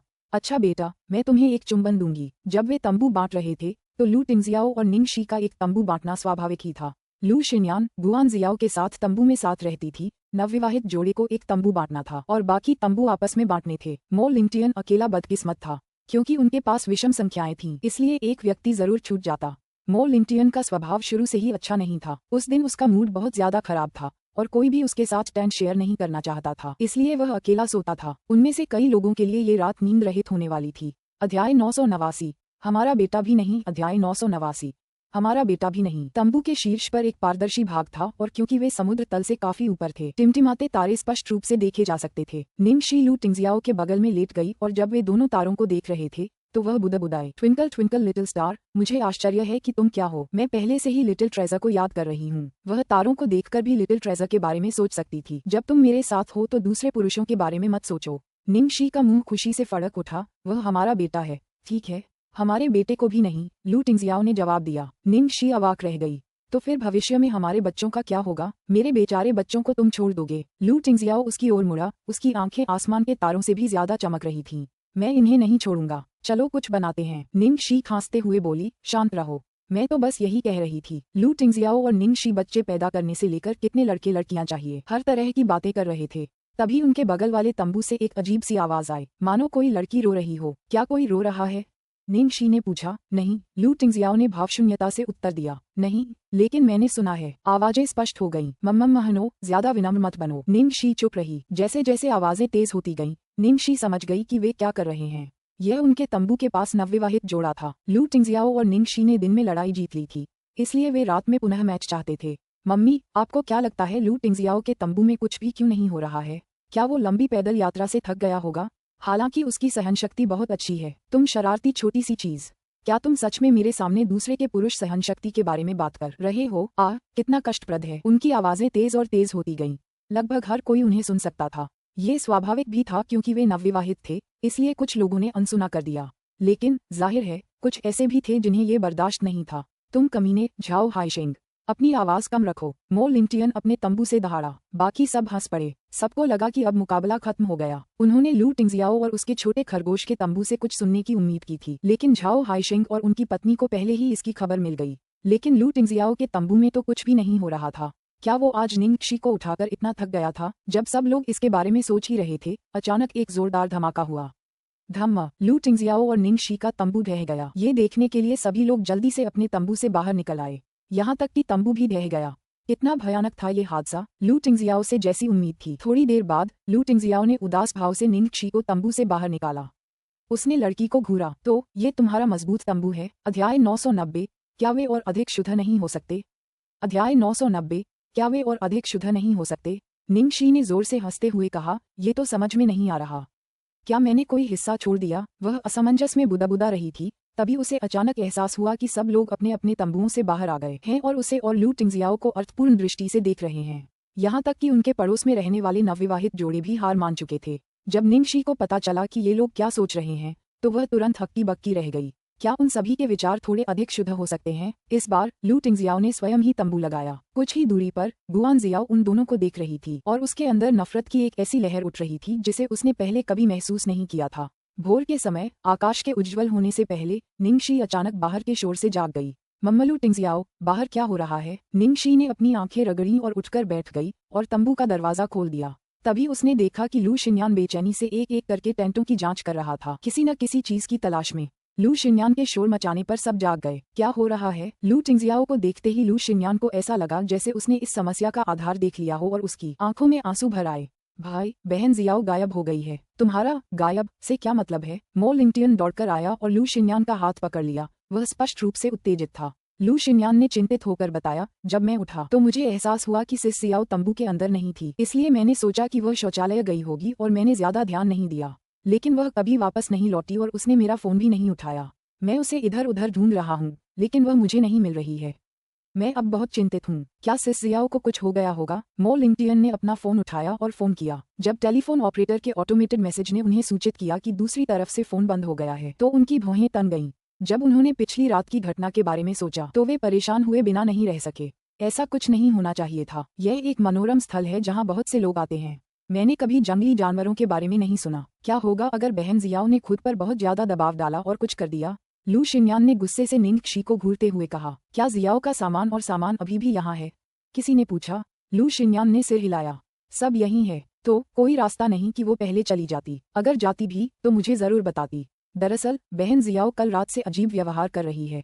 मुझे सच में चिंता हो रही है कि उसे कुछ हो गया है। मो लिंगटियन अचानक गरजा, तो फिर हम अभी भी यहाँ क्या कर रहे हैं? सब लोग जल्दी से उसे ढूंढने के लिए अलग हो जाओ। धिक्कार है। अगर उसे पता होता कि ऐसा होगा तो कल जब वो रो रही थी तो बेशर्मी से उसे दिलासा देने आता। उसने अपने विचारों को बेकाबू होने दिया था। अगर सच में कुछ हुआ होता। कल लू टिंगजियाओ के शब्द वाकई बहुत दुखदायी थे। जियाओ भले ही मजबूत थी, फिर भी वो अपनी भावनाओं वाली एक लड़की थी। निंगशी कपड़े पहनने के लिए तंबू में गई। गुआनजियाओ ने डिप्रेशन में आकर कुछ किया तो नहीं होगा, है ना? बताओ, कल तुमने उससे क्या कहा था? लू टिंगजियाओ ने उसकी ओर देखा, फिर वही बात दोहराई जो उसने गुआनजियाओ से कही थी। जब निंगशी ने सुनना समाप्त किया तो उसने अपना गला साफ किया। वाकई क्रूर। लू टिंगजियाओ ने जवाब दिया, क्या आपको लगता है कि मैं बहुत क्रूर था? निंगशी ने हंसते हुए कहा, मैं अभी मदर टेरेसा के स्तर पर नहीं पहुंची हूं कि अपनी रोमांटिक प्रतिद्वंद्वी पर दया करूं। चलो हम उसे ढूंढते हैं। गुआन जियाओ ने ये जानते हुए भी कि वह लू टिंगजियाओ के साथ रिश्ते में है, उनके बीच दखल देने की कोशिश की थी, इसलिए उसे नहीं लगा कि लू टिंगजियाओ ने जो कहा था उसमें कोई समस्या थी। इसके विपरीत अगर लू टिंगजियाओ ने शक की कोई गुंजाइश छोड़ी होती तो यह उन तीनों के प्रति सचमुच गैर जिम्मेदाराना होता। अध्याय 991 तीसरा पक्ष कौन है। अध्याय 991 तीसरा पक्ष कौन है। कपड़े पहनने के बाद सभी लोग आसपास के क्षेत्र में गुआन जियाओ की तलाश में निकल पड़े। शिन्यान, उदास मत हो, जियाओ निश्चित रूप से इतनी कमजोर नहीं है। ये सब उस औरत की गलती है। वो बहुत ज्यादा है। वो कल से ही बहन जियाओ को भड़काने की कोशिश कर रही है और जानबूझकर मेरे चचेरे भाई को अपनी पीठ पर बिठाकर एक दूसरे को ऐसे चूम रही है जैसे आसपास कोई हो ही ना। रात में ये लोग बस सार्वजनिक तौर पर अपमानजनक नैतिकता दिखाते हैं। लू शिन्यान ने गुस्से से कहा, वह औरत वाकई बहुत ज्यादा है। मैं कल से यही कहना चाह रहा था। क्या वह यहाँ घूमने आई है या सोने? अगर उसे सोना था तो उसे घर चले जाना चाहिए था। वह यहाँ आई ही क्यों? बेचारा जियाओ। जिन कुछ लड़कियों के जियाओ के साथ आमतौर पर अच्छे संबंध थे, उन्होंने शिकायत करना शुरू कर दिया था और गुआन जियाओ के लापता होने का सारा दोष नीम कसी पर मर दिया था। क्या किसी जोड़े का सार्वजनिक रूप से एक दूसरे के प्रति अपने स्नेह का प्रदर्शन करना गलत था? अगर यह सार्वजनिक नैतिकता का उल्लंघन था तो क्या वह और उसकी पत्नी अपने मानकों के हिसाब से और भी ज्यादा अपमानजनक नहीं थे? झाओ हाइशिंग और उनकी पत्नी लिंग फेई कुछ कहना चाहते थे, लेकिन वे लोग गुआन जियाओ के पक्ष में थे, इसलिए बीच में बोलने से उन्हें कोई फायदा नहीं होता। वे सिर्फ अपना सिर हिला सकते थे और खोज जारी रख सकते थे। जैसे जैसे आसमान में उजाला होने लगा, समय धीरे धीरे बीतता गया और सब अपने अपने रास्ते चले गए। फिर भी वे उसे नहीं पा सके। उनके चेहरे पर चिंता की लकीरें उभर आईं। निंगशी की खोज भी बेकार रही। उसने सिर खुजाते हुए सुझाव दिया, लू टिंगजियाओ, चलो अलग होकर देखते हैं। ऐसे में जल्दी हो जाती है। अगर गुआन जियाओ को सचमुच कुछ हुआ होता तो यह निश्चित रूप से बहुत परेशानी वाली बात होती, खासकर लू टिंगजियाओ के लिए। भले ही इसका उनसे कोई लेना देना न हो, दोष जरूर उन पर ही आता। ऐसा नहीं था कि उसने पहले लोगों को गपशप और कानाफूसी करते नहीं सुना था। लू टिंगजियाओ ने भौहें चढ़ाते हुए कहा, यहाँ का इलाका जटिल है, बेहतर होगा कि आप मेरे साथ ही रहें। निंगशी ने लाचारी से लू टिंगजियाओ की तरफ देखा, जो चाहता था कि काश वो उसे अपने साथ बांधकर ले जा पाता।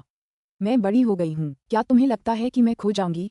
इतना मत बोलो, जल्दी से उसे ढूंढो। लू टिंगजियाओ उसे रोक नहीं सका। अगर कुछ हो तो मुझे फोन करना, खो मत जाना। मैं जानता हूँ, मुझे पता है। सिस जियाओ, तुम कहाँ हो? अगर तुम मुझे सुन सकते हो तो मुझे जवाब दो, बहन जियाओ। लू शिन्यान चट्टान से पूरे जोर से चिल्लाई और अचानक संकरे रास्ते पर एक मोड़ पर निंगशी से टकरा गई। निंगशी को देखते ही लू शिन्यान ने उसे बुरी नजर से देखा। चुड़ैल, बहन जियाओ अब तुम्हारी वजह से लापता है। क्या अब तुम खुश हो? अब तुम संतुष्ट हो, है ना? तुम इतनी दुष्ट कैसे हो सकती हो? निंगशी ने सवालिया निगाहों से अपनी भौहें उठाईं। मुझे उम्मीद है कि भविष्य में जब कोई तीसरा आपके और आपके बॉयफ्रेंड के बीच आएगा और आपका बॉयफ्रेंड उसे अस्वीकार कर देगा तो आप भी इतनी ही नेकदिल होंगी, मिस लू। तुम? लू शिन्यान गुस्से में दहाड़ा, कौन सा तीसरा पक्ष? तुम तीसरे पक्ष हो। तुम सिस जियाओ और मेरे चचेरे भाई के बीच तीसरे पक्ष हो। मिस लू, क्या आप सचमुच थर्ड पार्टी का मतलब समझती हैं? जब मैं आपके चचेरे भाई के साथ रिश्ते में आए तब मैं सिंगल थी और वह भी। आप इस नतीजे पर कैसे पहुंची कि मैं थर्ड पार्टी हूँ? लू शिन्यान ने अपने होंठ काटे और उसने प्रतिवाद किया, बहन जियाओ और मेरी चचेरी बहन एक साथ बड़ी हुई हैं और वे एक दूसरे को बचपन से जानते हैं। निंगशी ने गंभीरता से सिर हिलाया। तो तुम्हारे चचेरे भाई ने कहा कि उसे गुआन जियाओ पसंद है और वह उससे शादी करना चाहता है? हे, मुझसे ऐसा कभी नहीं कहा, लेकिन मेरे चचेरे भाई को सिस जियाओ जरूर पसंद है। इतने सालों में उसे कभी कोई गर्लफ्रेंड नहीं मिली क्योंकि वो सिस जियाओ का इंतजार कर रहा था। लू शिन्यान पूरी तरह से आश्वस्त लग रहा था। अध्याय 992 निंगशी गिर गई। अध्याय 992 निंगशी गिर गई। जिद्दी और भोली लड़की को देखते हुए निंगशी असल में कुछ और कहना नहीं चाहती थी, लेकिन चूंकि वह लू टिंगजियाओ की चचेरी बहन थी, उसने आखिरकार कुछ कहा। युवती, तुम दूसरों के न्याय के लिए लड़ने के लिए खुद को धर्म की दूत बताती हो, लेकिन क्या तुमने कभी अपनी चचेरी बहन, जो उसका अपना खून है, के विचार पूछने के बारे में सोचा है? क्या वह सचमुच पहले गुआन जियाओ को पसंद करता था? क्या उसके और गुआन जियाओ के बीच का रिश्ता उतना ही मासूम और अटूट प्रेम है जितना तुमने सोचा था? तुम अपने चचेरे भाई की पसंद पर बार बार सवाल उठाते रहते हो, सिर्फ एक बाहरी व्यक्ति की सुनी सुनाई बातों के आधार पर, ताकि उसका और उसकी गर्लफ्रेंड का रिश्ता खराब हो जाए। क्या तुम्हें नहीं लगता कि इसमें कोई समस्या है? द्वितीय, निंगशी ने इतना कुछ कहा था, लेकिन लू शिन्यान की बोलती बंद हो गई। ये सच था कि उसने गुआन जियाओ को अपना आदर्श माना था क्योंकि वह उसकी प्रशंसा करती थी। वह योग्य, उत्कृष्ट और बुद्धिमान थी। वह हमेशा उसके पक्ष में रहेगी। जहाँ तक उसके चचेरे भाई की बात है, उसने उसे कभी समझने की कोशिश नहीं की, बल्कि उसे केवल एक गद्दार ही समझा। गुआन जियाओ के साथ बातचीत के दौरान जब उसने इस बारे में सोचा तो उसे अवचेतन रूप से लगा कि उन्हें आदर्श रूप से एक जोड़ा होना चाहिए, क्योंकि वह हमेशा गुआन जियाओ को बचपन के मनोरंजक किस्से सुनाती थी, इसलिए उसे लगा कि वे एक दूसरे को पसंद करते हैं। हालांकि गुआन जियाओ ने उसे कभी इस बारे में कोई स्पष्ट जवाब नहीं दिया था कि वे वास्तव में कैसे हैं। दरअसल निंग शी सही थी। जब उसने लू टिंगजियाओ को डेट करना शुरू किया था तब वे दोनों सिंगल थे। तो तीसरा पक्ष कौन था? अचानक लू शिनयान ने स्वयं को असमंजस में पाया। फिर भी वह अपने सामने खड़ी इस औरत से नाराज ही रही। भले ही तुम तीसरी पार्टी न भी हो, तुम मेरी चचेरी बहन की ईमानदारी का इस्तेमाल घमंड से दिखावा करने या लोगों को डराने धमकाने के लिए नहीं कर सकती। क्या तुम जानती हो कि बहन जियाओ कितनी दुखी है? तुमने जरूर उसे चोट पहुंचाने के लिए कुछ किया है और अब तक हमें बहन जियाओ का पता नहीं चला है। क्या तुम्हें जरा भी अफसोस नहीं हो रहा है? कोई इतना दुष्ट कैसे हो सकता है? जैसे ही लू शिनयान गुस्से में उस पर आरोप लगा रही थी, निंग शी की अभिव्यक्ति अचानक बदल गई और वह बिजली की गति से उसकी ओर दौड़ी। लू शिनयान, जिसे निंग शी ने छुआ था, ने ऐसे व्यवहार किया जैसे उसे किसी घिनौनी चीज ने छू लिया हो और उसने उसे तुरंत अपने ऊपर से धकेल दिया। क्या कर रही हो? मुझे मत छुओ। निंग शी को उम्मीद नहीं थी कि लू शिनयान उसे अचानक धक्का दे देगा।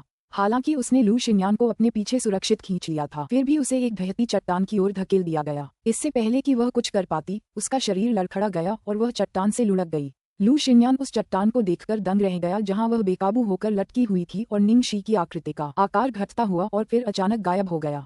कुछ सेकंड बाद एक भयावह चीख सुनाई दी।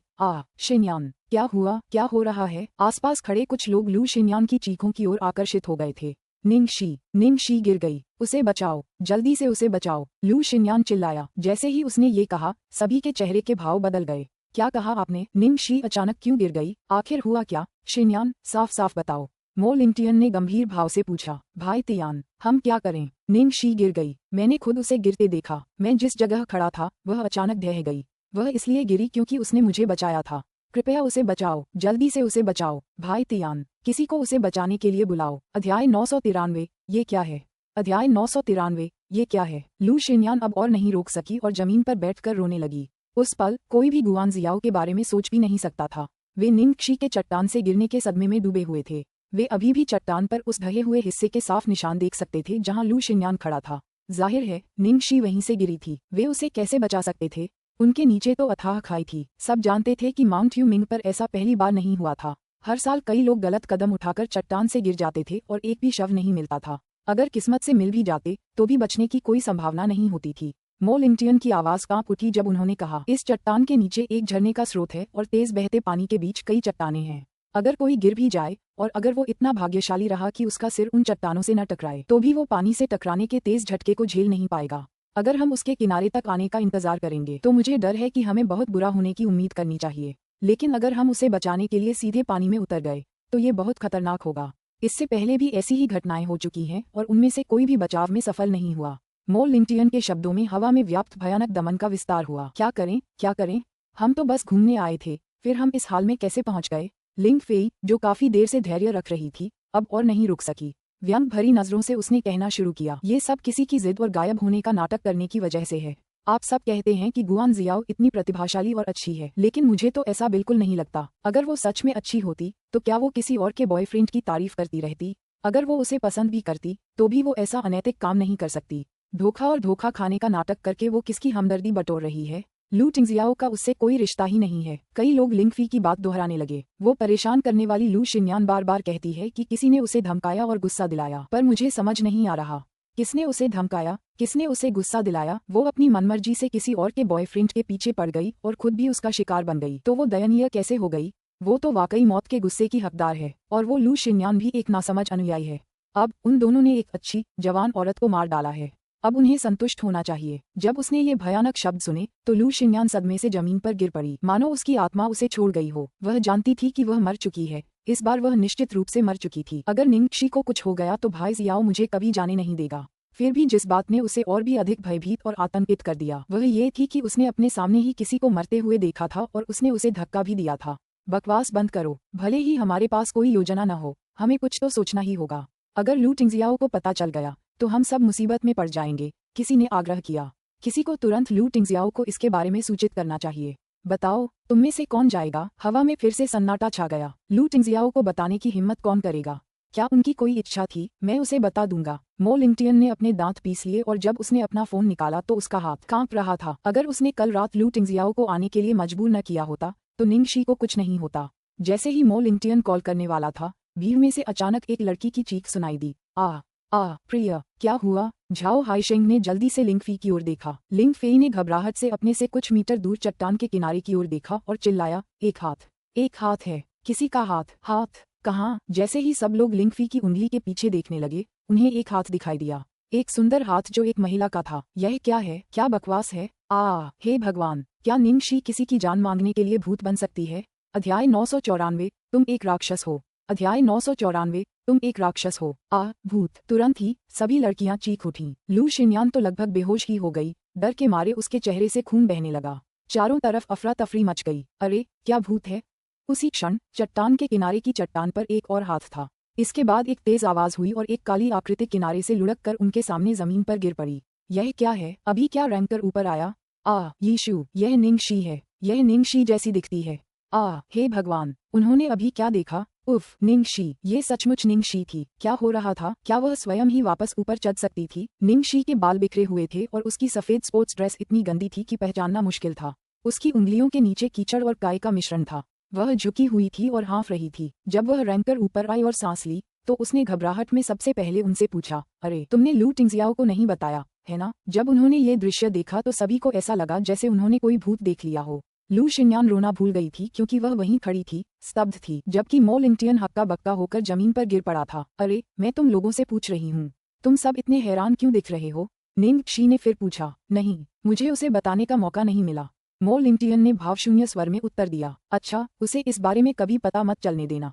निंगशी ने राहत की सांस ली और वापस बैठ गई। हे भगवान, वह सचमुच पागल थी। मौत के कगार से रैंकर वापस आने के बाद उसने जो पहली बात कही वह यह नहीं थी कि भगवान का शुक्र है कि मैं नहीं मरी, या रोना धोना, बल्कि उसने उनसे विनती की कि वे लू टिंगजियाओ को इस घटना के बारे में न बताएं। क्या वह ठीक थी? क्या लू टिंगजियाओ का हादसा चट्टान से गिरने से भी ज्यादा डरावना था? मो लिंगटियन को ऐसा लग रहा था जैसे उसे घबराहट का दौरा पड़ रहा हो। तुम यहाँ वापस कैसे आ गए? अरे, मैं तो वापस ऊपर चढ़ गई, निंगशी ने व्यंग्यात्मक लहजे में जवाब दिया। मो लिंगटियन ने फिर पूछा, चढ़ना? तुमने ये कैसे किया? अपने हाथों से। मो लिंगटियन ने दर्द से अपनी लार निगलते हुए कहा, लिटिल बनीनो हीरोइन, तुम्हारा शरीर कैसा है? क्या तुम मर नहीं गईं? निंगशी ने अपने माथे का पसीना पोंछा और मो लिंगटियन की तरफ आंखें घुमाईं। क्या तुमने कभी चट्टान से कूदकर बचने के नियम के बारे में नहीं सुना? मो लिंगटियन का मुंह फड़क उठा। हाँ, पर पहली बार किसी को नंगे हाथों से ऊपर चढ़ते हुए सुना है। तुम तो राक्षस हो। जब सभी लोग अपनी घबराहट और सदमे से उबर गए तो उन्होंने निंगशी से एक के बाद एक सवाल पूछना शुरू कर दिया। वास्तव में क्या हुआ? जियाओशी, क्या तुम सचमुच खुद ही ऊपर चढ़ गए? ये तो अद्भुत जादू है। इसका कोई वैज्ञानिक अर्थ नहीं है। क्या आप हल्के कुंफू जानते हैं? पिछली बार जब मैं तुमसे शूटिंग रेंज में मिला था तो मुझे पता था कि तुम सामान्य नहीं हो। तुम्हारे पास कोई विशेष योग्यता तो नहीं होगी, है ना? मैंने तुमसे कहा था कि मास्टर जियाओ का स्वाद अनोखा है। मिस निंग निश्चित रूप से एक सामान्य व्यक्ति नहीं है। उफ़, तुम लोग असामान्य लोग हो। जब निंगशी ने सुना कि वे समझ से परे बढ़ा चढ़ाकर बात करने लगे हैं तो वह चिढ़ गई। तुम लोग बहुत ज्यादा सोचते हो। मैं एक सामान्य इंसान हूँ और मुझे लाइटवेट कुंफू नहीं आता। असल में मैं तो गिरी ही नहीं। अगर गिरी भी होती तो पंख न होते तो मैं वापस कैसे चढ़ पाती? तो फिर क्या हुआ? नायिका, हमें सस्पेंस में मत रखो, जल्दी बताओ। झाओ हाइशेंग मामले की तह तक जाना चाहता था और बाकी लोगों ने भी सहमति में सिर हिलाया।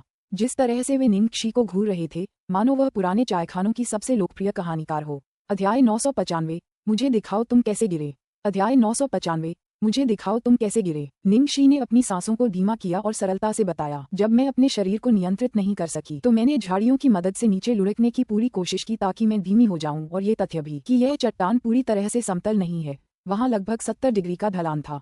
मैंने ढलान पर लुढ़कने वाले अपने शरीर के सतह क्षेत्र को अधिकतम करते हुए चट्टान से नीचे लुढ़कने की पूरी कोशिश की। शुक्र है मैं बस कुछ देर के लिए ही फिसली। उसके बाद आखिरकार मुझे एक चट्टान पर पकड़ मिल गई जो बाहर निकली हुई थी। दुर्भाग्य से मैं एक अजीब स्थिति में फंस गया था और जब मैं तुम्हें पुकार रहा था तो तुम लोग मेरी आवाज नहीं सुन पाए।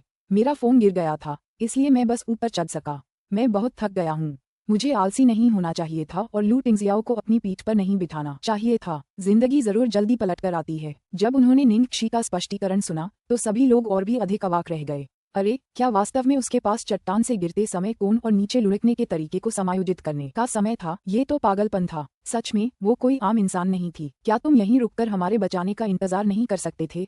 अगर तुम्हारा पैर फिसला और तुम सचमुच गिर पड़े तो क्या होगा? फिर हम क्या करेंगे? मो लिंगटियन ने बेचैनी से पूछा। जब निंगशी ने ये सुना तो उसने कुछ नहीं कहा। वह बस लू शिन्यान की तरफ अस्पष्ट दृष्टि से देखती रही। लू शिन्यान ने गिरने के बाद क्या छुपाने का फैसला किया? ऐसा नहीं था कि वह निराशावादी थी। उसे बस ऐसी संभावना पर विचार करना था, क्योंकि आखिरकार लू शिन्यान और उसके बीच मनमुटाव था। ऐसे में अगर लू शिन्यान कुछ नहीं कहती तो उसे पता भी नहीं चलता कि उसकी मौत कैसे हुई। इसके अलावा उसे यकीन नहीं था कि उसके पैरों के नीचे की चट्टान कितनी देर तक टिक पाएगी, इसलिए वह जल्दी से खुद ही ऊपर चढ़ गई। वह अपनी जिंदगी किसी और के हाथों में नहीं छोड़ सकती थी। निंगक्षी की नजरों के सामने लू शिन्यान को शर्मिंदगी महसूस हुई। उसका निचला होंठ कांप रहा था और उसकी बोलती बंद हो गई थी। उस पल घबराहट और परिणाम भुगतने के डर से उसने सचमुच सोचा था कि वह किसी को नहीं बताएगी या यूं ही नहीं कह देगी कि निंगक्षी खुद गिर गई थी। ठीक है, तुम जो भी जानना चाहती थी उसका जवाब मिल गया है। अब इस जगह को घेरना बंद करो। अगर लू टिंगजियाओ ने देख लिया तो मैं मर जाऊंगी। मुझे जल्दी से अपने कपड़े बदलने और सबूत मिटाने के लिए वापस जाना होगा। सबको अलविदा, निंगक्षी ने खड़े होते हुए कहा। ये देखकर कि उसने लू शिन्यान को बचाने का जिक्र नहीं किया था और यहाँ तक कि इस घटना को लू टिंगजियाओ से छिपाना चाहती थी, सभी लोग आश्चर्य से एक दूसरे को देखने लगे। अरे रुको मिस निंगक्षी, हिलो मत। हमें नहीं पता कि आपको गंभीर चोट लगी है या नहीं। आपको अस्पताल जाकर जांच करवानी चाहिए। बिल्कुल, सुरक्षा के लिए आपको जांच करवानी चाहिए। वास्तव में ये बहुत बड़ी बात है। हमें भाई जियाओ से यह बात नहीं छिपानी चाहिए। जैसे ही भीड़ निंगक्षी के रास्ते में आकर उसे सलाह देने लगी, पीछे से एक आदमी की ठंडी आवाज आए। तुम लोग क्या कर रहे हो? आवाज सुनते ही निंगक्षी उछल पड़ी और घबराहट में उसने किसी और के कपड़े छीनकर पहन लिए। दुर्भाग्य से लू टिंगजियाओ की तेज निगाहें भीड़ में छिपी निंगक्षी पर पहले ही सटीक बैठ गई थीं और वह सीधा उसके पास गया। क्या हो रहा है? निंगक्षी ने अपना सिर खुजलाया और शांत होने का नाटक किया। मैं लड़खड़ा गई। क्या ठोकर लगना ऐसा ही होगा? मुझे दिखाओ तुम कैसे गिरी। लू टिंगजियाओ की नजरें निंगक्षी के गंदे शरीर पर एक्सरे की तरह घूम गईं और उसने उसके पीछे ढही हुई चट्टान देखी जिसमें लू शिन्यान का अपराधबोध भरा भाव भी शामिल था, जो लगातार दयनीय होता जा रहा था। उसे दिखाओ, यह अच्छा नहीं होगा। शैतान बहुत दुष्ट था। अध्याय 996। वह सचमुच गलत था। अध्याय 996। वह सचमुच गलत था। मैं गलत थी। निंगक्षी ने फैसला किया कि अपनी गलती स्वीकार करना ही बेहतर होगा। उस पल हर कोई यह सब देख नहीं पा रहा था। भाई जियाओ, मिस निंग पर इतना गुस्सा मत करो। शिन्यान को बचाने की वजह से ही तो वह चट्टान से गिरते गिरते बची थी। बिल्कुल, मिस निंग डरी हुई होंगी। तुम्हें उन्हें दिलासा देना चाहिए। सभी लोग निंगक्षी को मनाने में उसकी मदद करने लगे। लू टिंगजियाओ की अभिव्यक्ति ऐसी लग रही थी जैसे कोई तूफान आने वाला हो। लगभग चट्टान से गिर ही गया था। वह उससे सिर्फ 5 मिनट के लिए अलग हुआ था। वह सचमुच गलत था। भले ही वह 5 सेकंड का समय ही क्यों न रहा हो, उसे अपनी दृष्टि से ओझल नहीं होने देना चाहिए था। निंगक्षी का संकट सुलझने के बाद ही सबको पता चला कि लू टिंगजियाओ के पीछे एक और व्यक्ति था। वह था गुआन जियाओ। जियाओ, तुम कहाँ भाग गए थे? क्या तुम्हें पता है कि हम सब तुम्हारे लिए बहुत चिंतित थे? तुम बिना कुछ कहे गायब हो गईं और तुम्हारा फोन भी नहीं मिल रहा था। सुबह से सब तुम्हें ढूंढ रहे थे और शिन्यान तो खतरे से भी जूझ रहा था। जियाओ, इस बार तुम सचमुच बहुत गैर जिम्मेदार हो। गुआन जियाओ ने कभी सोचा भी नहीं होगा कि लौटने पर उसे इस दृश्य का सामना करना पड़ेगा। हर कोई निंगक्षी के पक्ष में था और उसकी आलोचना कर रहा था। उसने अपने चेहरे पर भाव बनाए रखने की कोशिश की और सभी से सच्चे मन से माफी मांगी। मुझे माफ कर दो, मैं बस बुरे मूड में थी और टहलने गई थी और मेरे फोन की बैटरी खत्म हो गई। मैं सच में सबको अपने बारे में चिंता में डालने के लिए माफी चाहती हूँ। हालांकि गुआन जियाओ को न सिर्फ सबकी सहानुभूति नहीं मिली, बल्कि कई लोग उससे नाराज भी दिखे। यहाँ तक कि उसके दोस्त, जिन्होंने पहले उसे बोलने में मदद की थी, अब चुप हो गए थे। चतुर लोग सोचने लगे कि चारों ओर खोजने के बाद भी कोई उसे क्यों नहीं ढूंढ पाया, जबकि यह लू टिंगजियाओ ही थी जिसने उसे ढूंढ लिया था। क्या ये सचमुच संयोग था या जानबूझकर किया गया? पहले तो शायद सभी को उससे थोड़ी सहानुभूति हुई होगी, लेकिन अब जब उन्होंने उस घटना के बारे में सोचा तो उन्हें निंगक्षी के साथ अन्याय महसूस होने लगा। एक तरफ वो औरत थी जो हमेशा किसी और के बॉयफ्रेंड की चाहत रखती थी, फिर भी खुद को प्रताड़ित करती रही। यहाँ तक कि अपनी सहेली की चिंताओं का फायदा उठाकर निंगक्षी को परेशान करती रही और अपनी सहेलियों की परवाह किए बिना गायब हो गई। वहीं दूसरी तरफ उसने अपनी काबिलियत का इस्तेमाल करके उस इंसान को बचाया जो हमेशा उसके खिलाफ रहता था और जो चट्टान से गिरकर खुद ही ऊपर चढ़ गया था। उस पल आखिरकार सभी को निंगक्षी की थोड़ी और समझ आ गई। वह असल में कमजोर छोटी खरगोश नहीं थी। लू टिंगजियाओ के साथ ही उसने अपना ये रूप दिखाया था, ठीक उसी तरह जैसे लू टिंगजियाओ ने निंगक्षी के सामने अपना कोमल पक्ष प्रकट किया था।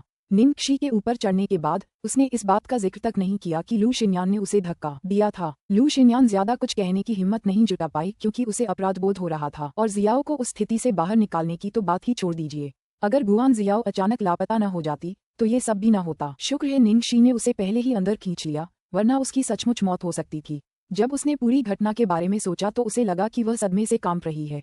मो लिंगटियन उदास दिख रहे थे जब वह लू टिंगजियाओ के पास गए और दबी हुई आवाज में कहा, लू टिंगजियाओ, मुझे माफ करना। इसके अलावा उसे समझ नहीं आ रहा था कि और क्या कहे। वह खुद को दोषी महसूस कर रहा था और जो कुछ हुआ उसके लिए खुद को दोषी मान रहा था। उसने गुआन जियाओ के गायब होने के लिए पहले भी उस पर और निंगक्षी पर अपना गुस्सा निकाला था। शुक्र है कि निंगक्षी ठीक थी, वरना वो लू टिंगजियाओ का फिर कभी सामना नहीं कर पाती। आखिरकार उसी ने तो लू टिंगजियाओ से कहा था कि उसे आना है, यहाँ तक कि दोस्ती की धमकी भी दी थी। अध्याय 997 कमरबंद से बंधा हुआ। अध्याय 997 कमरबंद से बंधा हुआ। गुआन जियाओ को घर पहुंचने तक यह नहीं पता था कि सामाजिक दबाव को कैसे सहन किया जाए। कल रात वह सचमुच बहुत दुखी महसूस कर रही थी, इसलिए वह अकेले रहना चाहती थी। उसे ये भी नहीं पता था कि लू टिंगजियाओ से बदला लेने के इरादे से उसने अपना मोबाइल फोन क्यों बंद कर दिया था। एक अंधेरे कोने में जब वह देख रही थी कि हर कोई उसे बेचैनी से ढूंढ रहा है और निंग किसी को दोषी ठहरा रहा है, तो उसका मूड जो टूटने के कगार पर था धीरे धीरे बदल गया। उसने आने के लिए एक उपयुक्त समय तय कर लिया था ताकि लू टिंगजियाओ उसे ढूंढ सके और वह लू टिंगजियाओ के साथ अच्छी बातचीत करने के अवसर का उपयोग करना चाहती थी। कौन जानता था कि अंत में एक दुर्घटना घटेगी और वह आलोचना का लक्ष्य बन जाएगी। जिस पल से उसे उस औरत के अस्तित्व का पता चला, मानो किसी वायरस ने उसकी खूबसूरत जिंदगी पर हमला कर दिया हो। सब कुछ अस्त व्यस्त हो गया था और सब कुछ उसके नियंत्रण से बाहर हो गया था।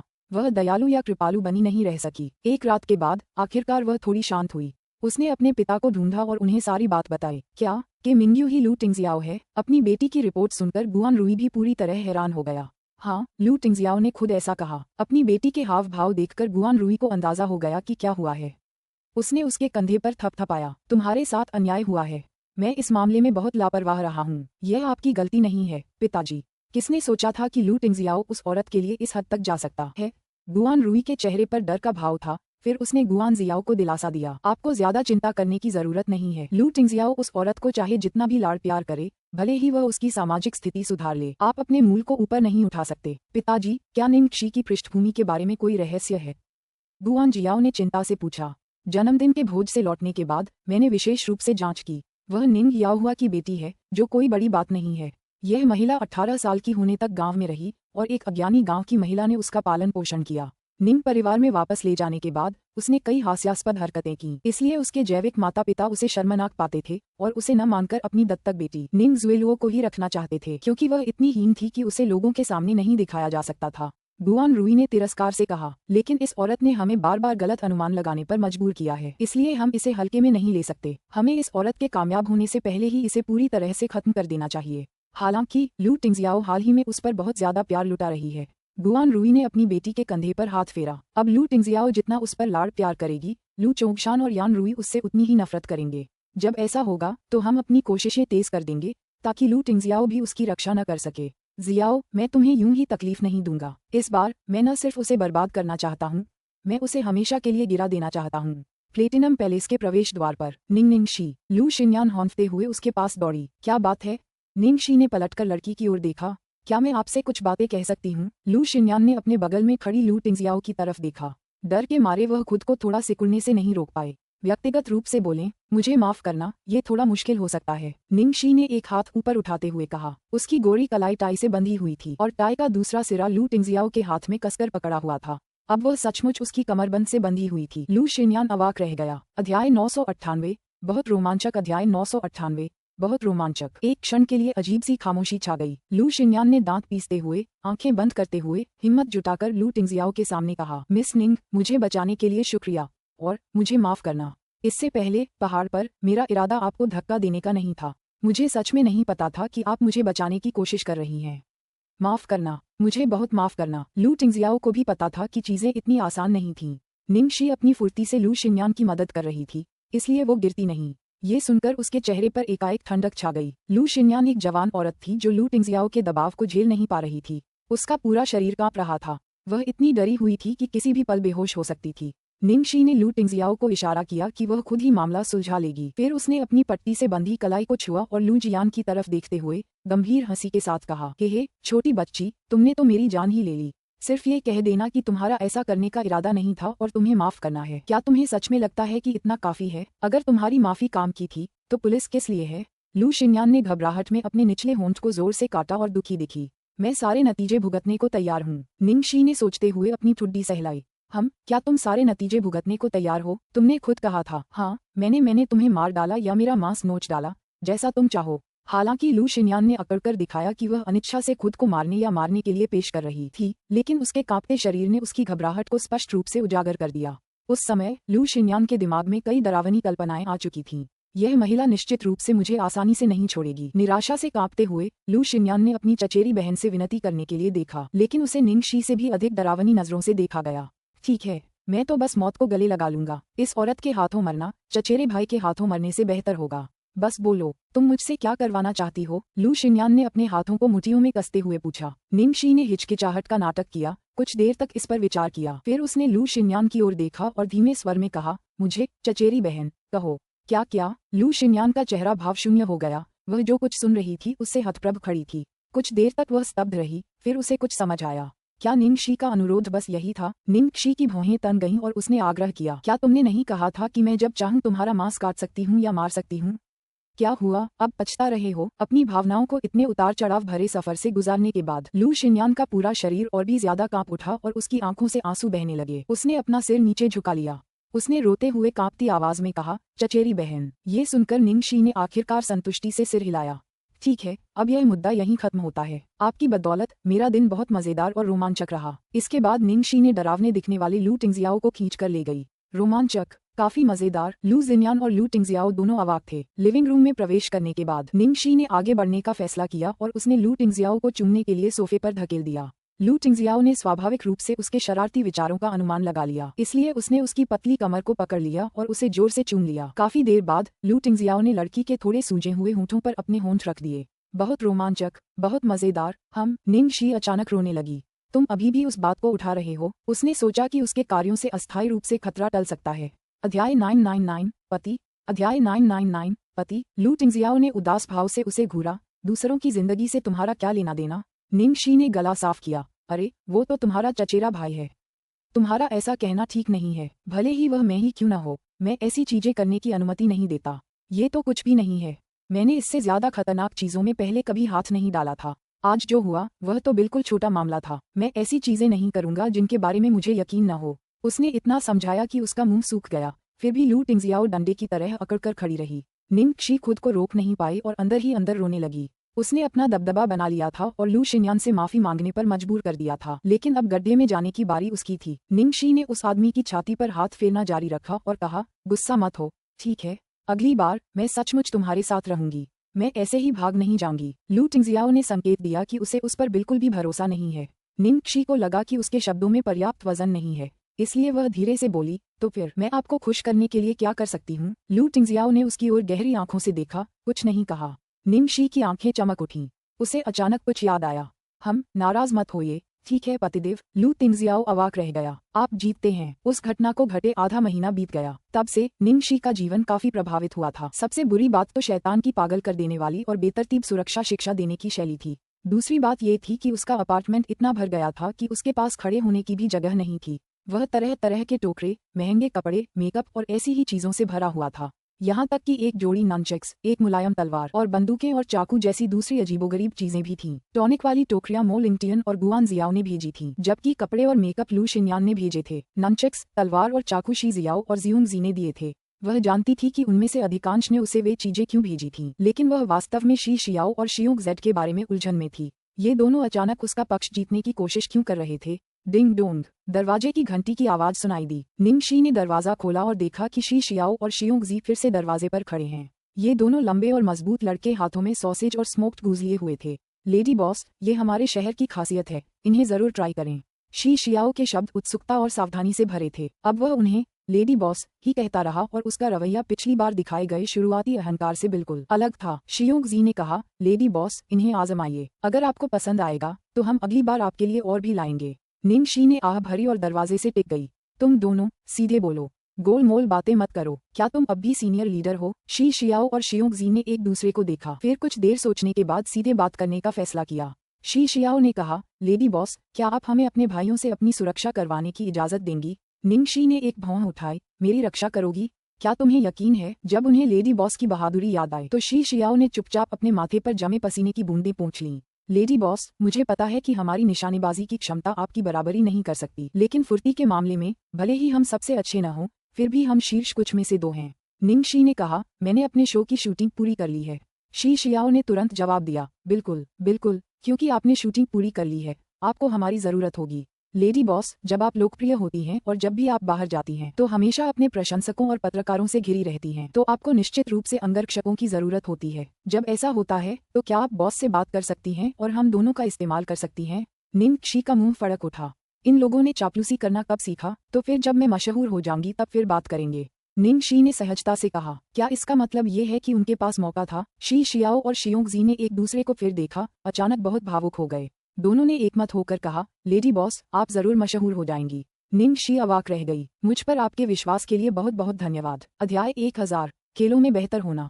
अध्याय 1000 खेलों में बेहतर होना। ग्लोरी वर्ल्ड एंटरटेनमेंट में लिंग झिझी के कार्यालय में शूटिंग पूरी करने पर बधाई। आपने कड़ी मेहनत की है, ये बिल्कुल भी मुश्किल नहीं था। ये फिल्म शायद मेरी अब तक की सबसे सुखद शूटिंग में से एक है।